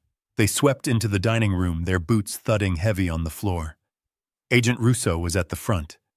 He wasn't wearing a suit today. He was wearing a tactical vest with HSI emblazoned in yellow across the chest. He had his weapon drawn, but it wasn't pointed at me. It was pointed at the two men in the white scrubs. "Drop the bag," Russo ordered. "Hands on your heads." The hired muscle dropped the straitjacket instantly. They knew the difference between bullying an old man and facing a federal SWAT team. They were on their knees in seconds. Derek stood frozen in the center of the room. He looked at the agents. He looked at me. His face was a mask of pure, unadulterated terror. He looked like a child who had just realized the monster under the bed was real. "Dad," he whispered, his voice trembling. "What did you do?" "I didn't do anything," I said, walking over to Agent Russo. Russo holstered his weapon. He reached out and shook my hand. "Good morning, Mr. Reeves," he said. "We got the audio from last night. Crystal clear. And the video from the button. The warrant was signed 10 minutes ago." He turned to Derek. "Derek Reeves, you are under arrest for conspiracy to commit money laundering, wire fraud, kidnapping, and attempted murder." "Murder?" Derek shrieked. "I never touched him." Russo pointed at the straitjacket on the floor. "You hired unauthorized personnel to abduct a federal witness and transport him to a facility with the intent of permanently silencing him. In the eyes of the law, that is as good as pulling the trigger." Tiffany tried to run. She bolted toward the kitchen, maybe thinking she could get to the back door. Two agents intercepted her before she made it 3 steps. They spun her around and slammed her against the refrigerator. The sound of the handcuffs clicking was the sweetest music I had ever heard. "It wasn't me," she screamed, thrashing against the agents. "It was Derek. He made me do it. I just wanted to redecorate the house." I looked at Derek. An agent was pulling his arms behind his back. He wasn't screaming. He was staring at me. He was staring at the button on my jacket. "You wore a wire," he whispered, the betrayal in his voice so rich it was almost funny. "You wore a wire on your own son." I walked up to him. I leaned in close, just like he had done to me at the table. "You stopped being my son when you packed cocaine in my grandson's teddy bear," I said quietly. "You stopped being my son when you decided to sell my life for $5 million. I reached up and ripped the button off my jacket. I held it up so he could see the tiny lens. "Smile, Derek," I said. "You're on camera." The agents hauled him away. He didn't fight.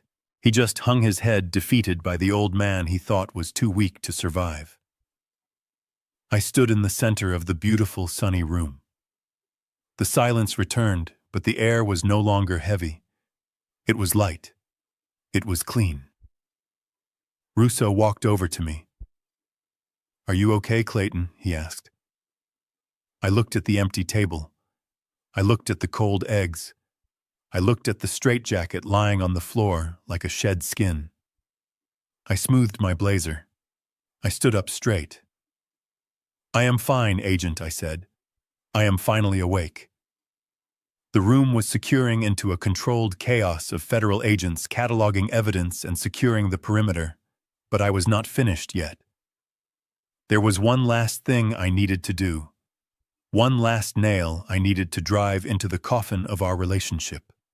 I walked over to the massive 80-inch flat-screen television mounted above the fireplace. It was the centerpiece of the room. A black monolith that Derek had bragged cost more than my first house.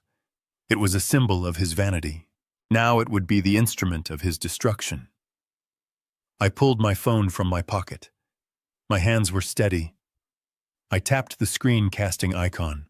The television flickered to life. The smart system recognized my device immediately. A loading circle spun for a second, and then the room was filled with a high-definition image of this very living room bathed in the blue light of evening. "Wait, Agent Russo," I said, raising my voice over the squawk of the police radios.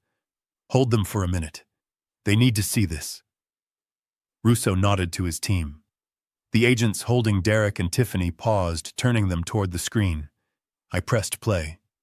The audio boomed through the surround sound speakers. It was crystal clear. Every nuance of arrogance, every drop of disdain was amplified to a cinema-quality volume. On the screen, Derek was sitting at the dining table holding a glass of wine. He looked relaxed. He looked like a king surveying his kingdom. "He is not a father," the video Derek said, his voice echoing off the vaulted ceilings. "He is an obstacle. He has been sitting on that money for years, wasting it." I watched the real Derek. He flinched as if he had been struck. He stared at his own image, unable to look away. He was watching his own soul being laid bare.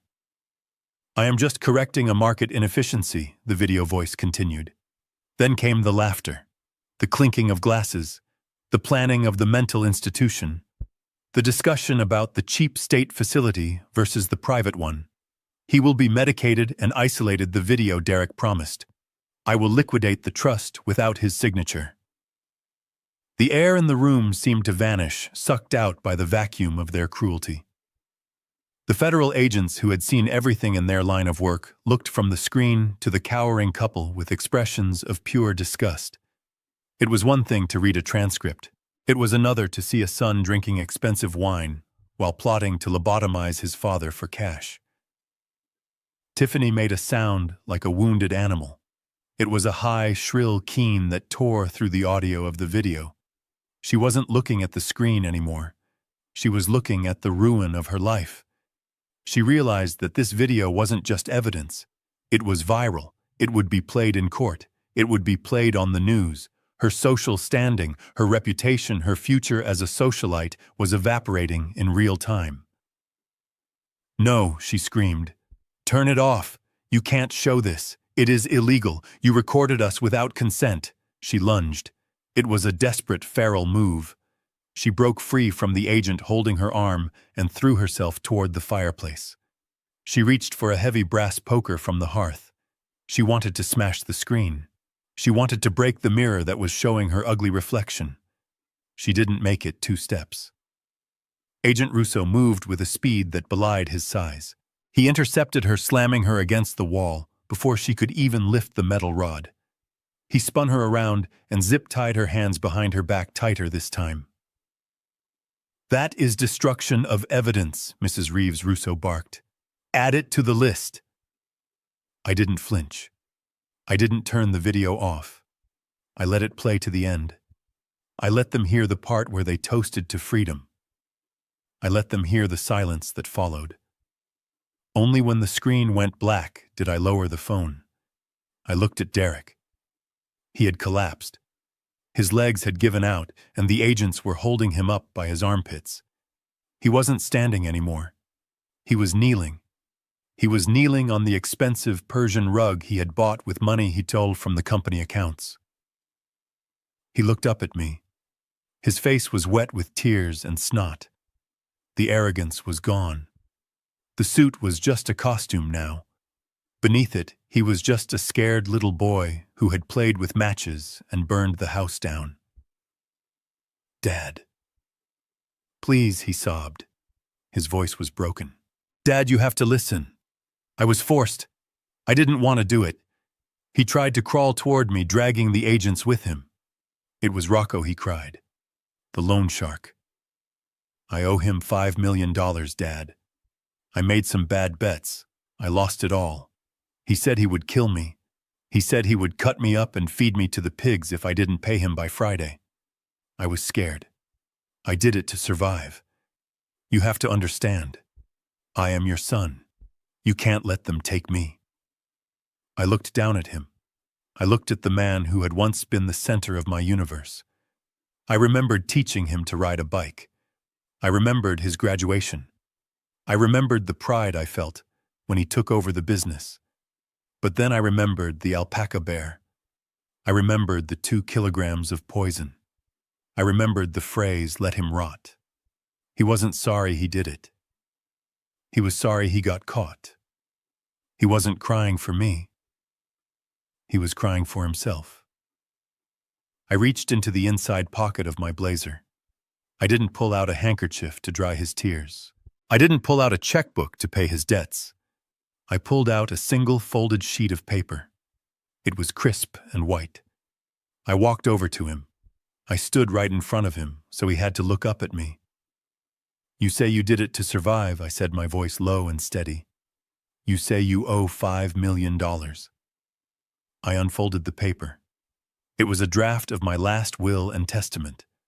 I had written it the night before in the safe house with the lawyer Russo provided. "This was my will," I said, holding it up.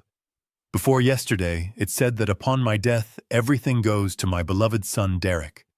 The house, the company, the trust, $50 million. Derek's eyes widened. He stared at the paper as if it were a holy relic. I took a pen from my pocket. I uncapped it. I placed the paper against the wall next to the television. I drew a thick, heavy line through his name. The sound of the pen scratching against the paper was loud in the silence. I crossed it out once, then again, until the name Derek Reeves was nothing but a black smear of ink. "You are right about one thing," I said, turning back to him. "The money will be used, but not to pay your debts, and not to buy your freedom." I folded the paper and put it back in my pocket. "I am liquidating the assets," I announced. "Every dime. The house, the cars, the land, and I am donating the entire sum to the Veterans Administration." I leaned down so my face was inches from his. "We are going to build a rehabilitation center for drug addicts, Derek. We are going to build a place to save the people that you and your friends were trying to poison." Derek gasped. The air left him. "No," he whispered. "You can't. That is my money. It is my birthright." "Your birthright was my name," I said, standing up, "and you sold it cheap." I turned to Agent Russo. "Get them out of my sight," I said. The agents hauled them up. Derek started screaming. He screamed about the money. He screamed about fairness. He screamed that I was insane. But as they dragged him out the front door into the back of the waiting armored van, his voice faded. I stood alone in the living room. The TV screen was black again. The house was quiet. I walked to the window and watched them drive away.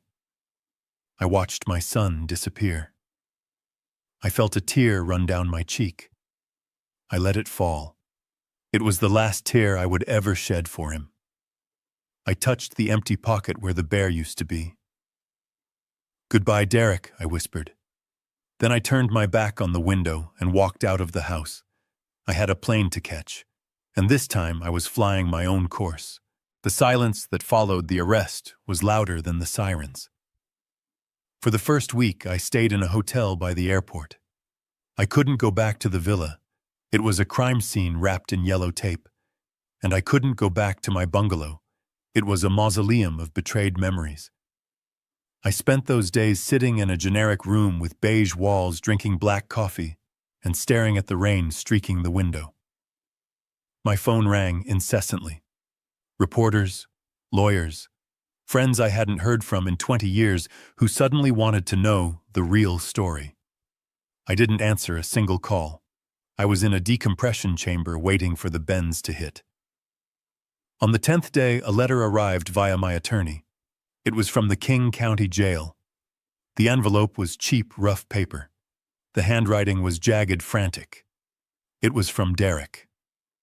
My lawyer, a sharp woman named Ms. Cheng, who Agent Russo had recommended, slid it across the table at a diner where we met. "He wants you to read it before the arraignment, Mr. Reeves," she said, her voice neutral. "He claims he has information about the cartel that puts you in danger. He says he can only tell you in person." I looked at the envelope. I saw my name written in the hand I had taught to hold a pencil. I remembered sitting at the kitchen table guiding his chubby fingers to form the letter C, curve around stop. I picked up the envelope. It felt light. It felt like nothing. "Do you have a lighter?" I asked. Ms. Cheng blinked. She reached into her purse and handed me a silver Zippo. I didn't open the letter. I didn't hold it up to the light. I walked to the diner's entrance, stepped out into the drizzle, and flicked the lighter open. The flame danced in the wind. I held the corner of the envelope to the fire. It caught quickly, the cheap paper curling into black ash. I watched my name disappear. I watched Derek's desperate plea turn into smoke that was instantly washed away by the Seattle rain. "Tell him," I said, walking back to the table and handing the lighter back. "Tell him the witness is unavailable." The next hurdle was the house. My house. The craftsman bungalow on the bluff. I had to go back one last time. Not to live, but to purge. I hired an estate liquidation company. They were efficient vultures. They promised to have the house empty in 48 hours. Broom clean, they called it. I stood in the living room while strangers in blue coveralls packed my life into boxes. I watched a young man wrap my wife's collection of porcelain birds in bubble wrap. He was careless, tossing them into a bin. 10 years ago, I would have yelled at him. Today, I didn't care. They were just things. And things couldn't love you back. I walked into the garage. It was still exactly as Derek had staged it, boxes piled high, my life categorized for the dump. I found the plastic bin with Martha's quilt. I took it out. It smelled of mildew and the damp garage air. I held it to my face, trying to find her scent, trying to find the comfort I used to feel wrapped in it. But all I could smell was the betrayal. I folded the quilt. I didn't keep it. I placed it gently on top of a pile marked charity donation. Maybe it would keep someone else warm, someone who hadn't been frozen from the inside out. Then I saw it.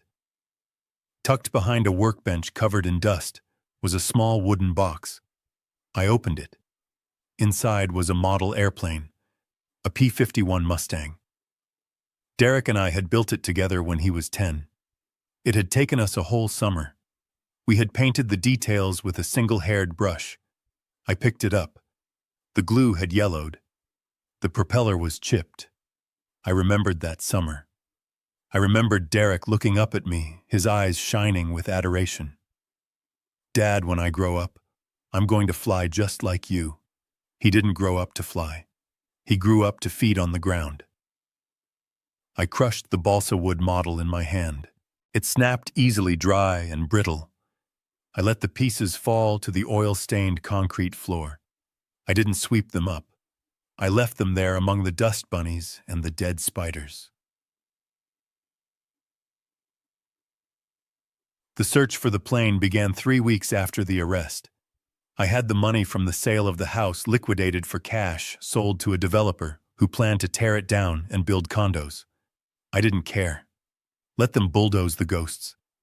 I drove up and down the coast, visiting small airfields, looking for a way out.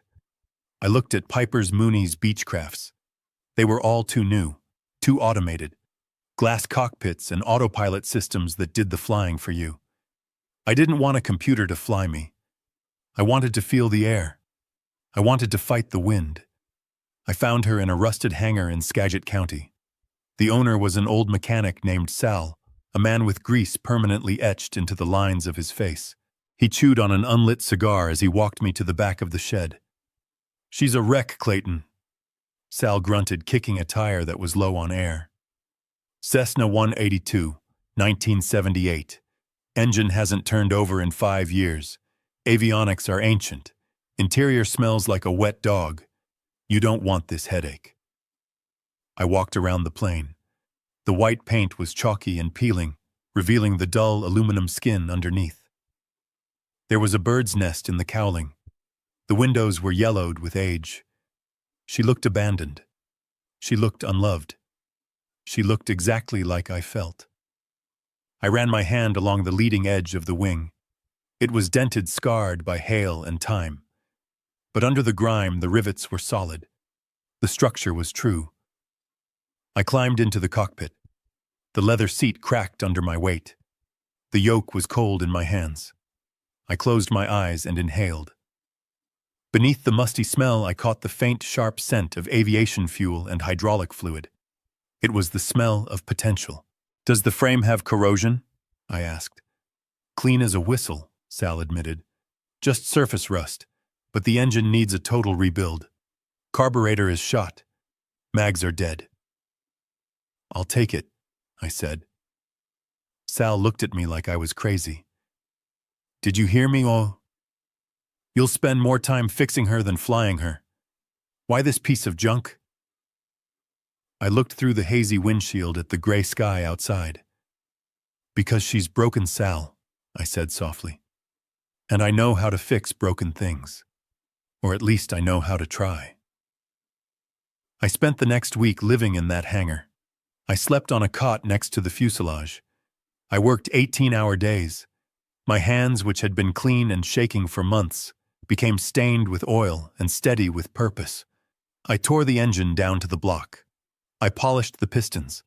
I rebuilt the carburetor, adjusting the mixture screws with the precision of a watchmaker. Every bolt I tightened was a form of therapy.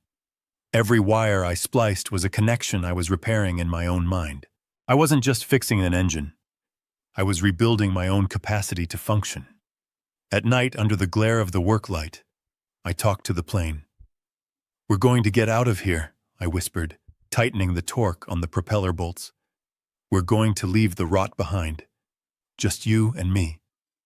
The day before I left, Agent Russo came to the hangar. He watched me from the doorway as I wiped down the cowling with a rag. "You look different," he said. "I took a shower," I joked, though I knew what he meant. "No," Russo said, walking over. "You look dangerous again, in a good way." He handed me a folder. "Derek's plea deal is finalized. He tried to trade information on you to reduce his sentence. He told them you had hidden accounts. He told them you were the mastermind." I didn't stop wiping the plane. And we laughed at him," Russo said. "But it shows his character. He's a Scorpion Clayton. He'll sting until the moment he dies." I stopped. I looked at the reflection of my face in the polished aluminum spinner of the propeller. The eyes staring back were tired, yes, but the fog was gone. "Scorpions can't fly," I said. I threw the rag into the bin. "Is the paperwork ready?" "It is," Russo said. "You're cleared for departure." That night I sat in the cockpit in the dark. I taped the picture of Martha to the panel. It was the only thing I had saved. "Well, Marty," I whispered to the photo, "the house is gone. The boy is gone. It's just us now. Let's go see what's on the other side of the mountains." I slept in the pilot's seat that night, waiting for the dawn, waiting for the moment I could finally truly leave the earth behind. The runway at the private airfield north of Seattle was cracked and overgrown with weeds pushing through the asphalt. The windsock whipped violently in the stiff breeze coming off the Puget Sound, carrying the scent of salt water and aviation fuel. It was the smell of my youth. It was the smell of freedom. I stood on the tarmac, running my hand along the riveted aluminum flank of the Cessna 182 Skylane I had purchased 3 days ago. It was an old bird built in 1978. The paint was peeling in places, and the upholstery in the cockpit smelled of old leather and coffee, but the engine was pristine. I had spent the last 48 hours rebuilding the carburetor myself, grease under my fingernails for the first time in years. It felt good. It felt honest. It had been exactly 30 days since the raid at the villa. 30 days since I watched my son being dragged away in handcuffs. The justice system usually moves at a glacial pace, but when the evidence includes high-definition video of a conspiracy to kidnap and murder a federal witness, the gavel falls fast. Derek and Tiffany took a plea deal to avoid life in prison. They got 20 years each. No parole for the first 15. By the time Derek walks out of a cell, he will be 55 years old. He will be broke alone and stamped with the felony record he tried to pin on me. I didn't go to the sentencing. I didn't write a victim impact statement. I didn't visit them. As far as I was concerned, the trial was just paperwork closing out a failed business venture. I sold everything. The villa was seized by the government as proceeds of crime, but I voluntarily listed my own house. The realtor told me I was crazy. She said the market was up. She said the Craftsman bungalow was a historic gem. I told her to sell it for land value if she had to.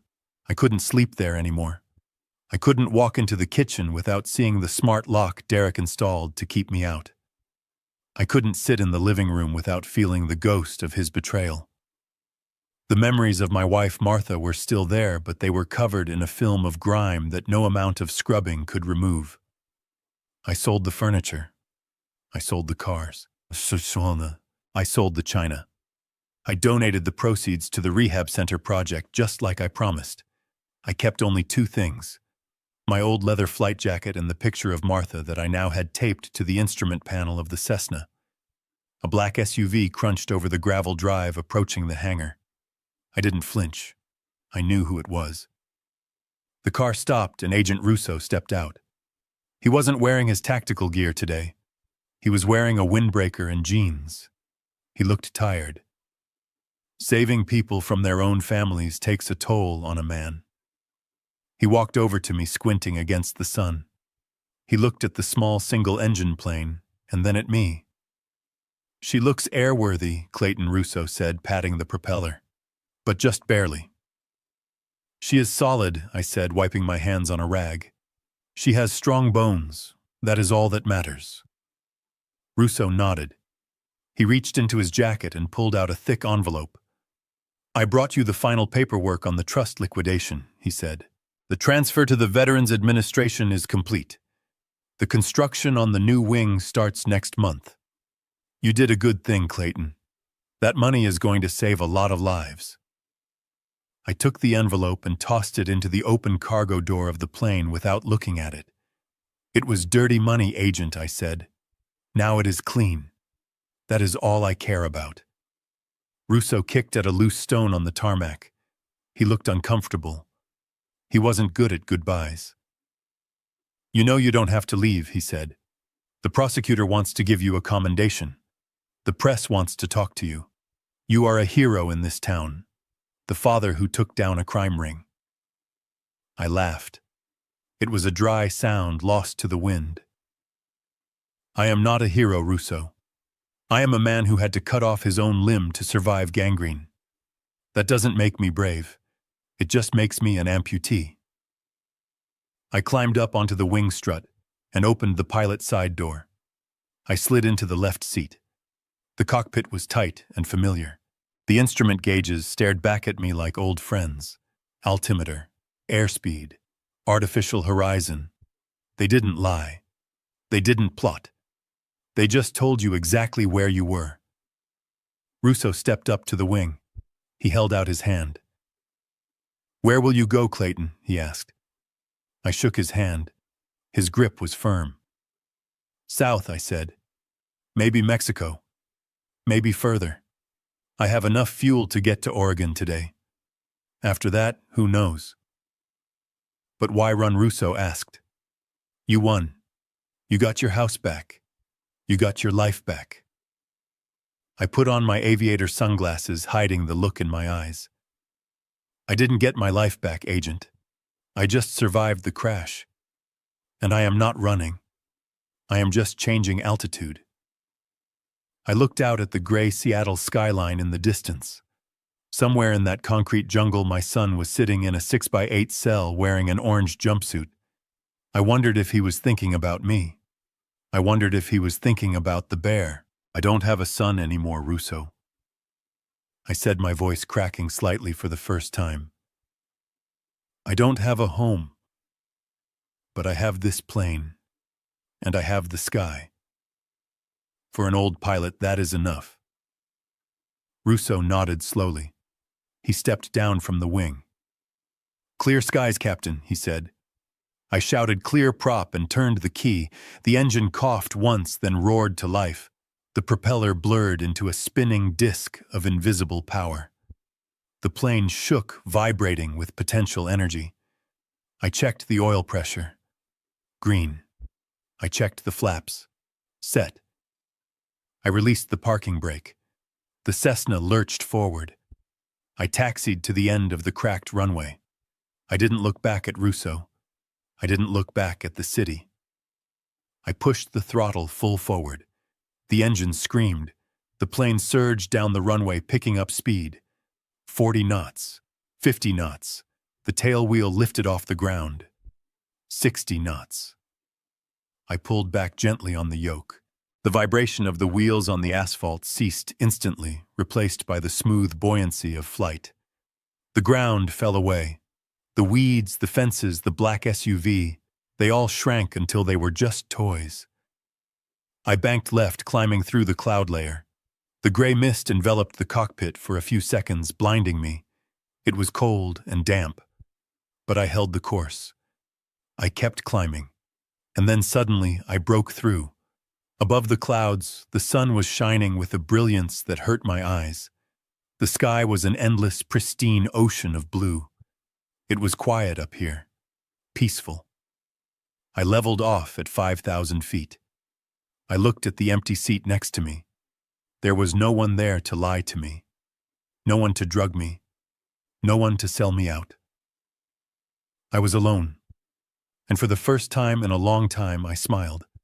A real, genuine smile. I adjusted the trim. I set the heading for south.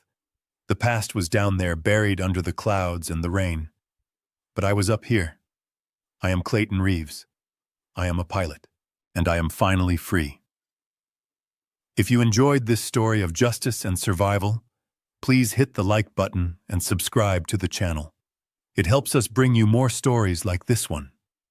And tell me in the comments, have you ever had to walk away from everything to find your peace? Until next time, keep your eyes on the horizon. Clayton's story stands as a brutal testament to a harsh truth.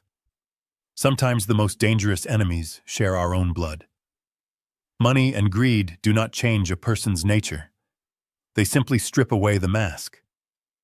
Derek traded a father's unconditional love for a bank balance only to lose his freedom.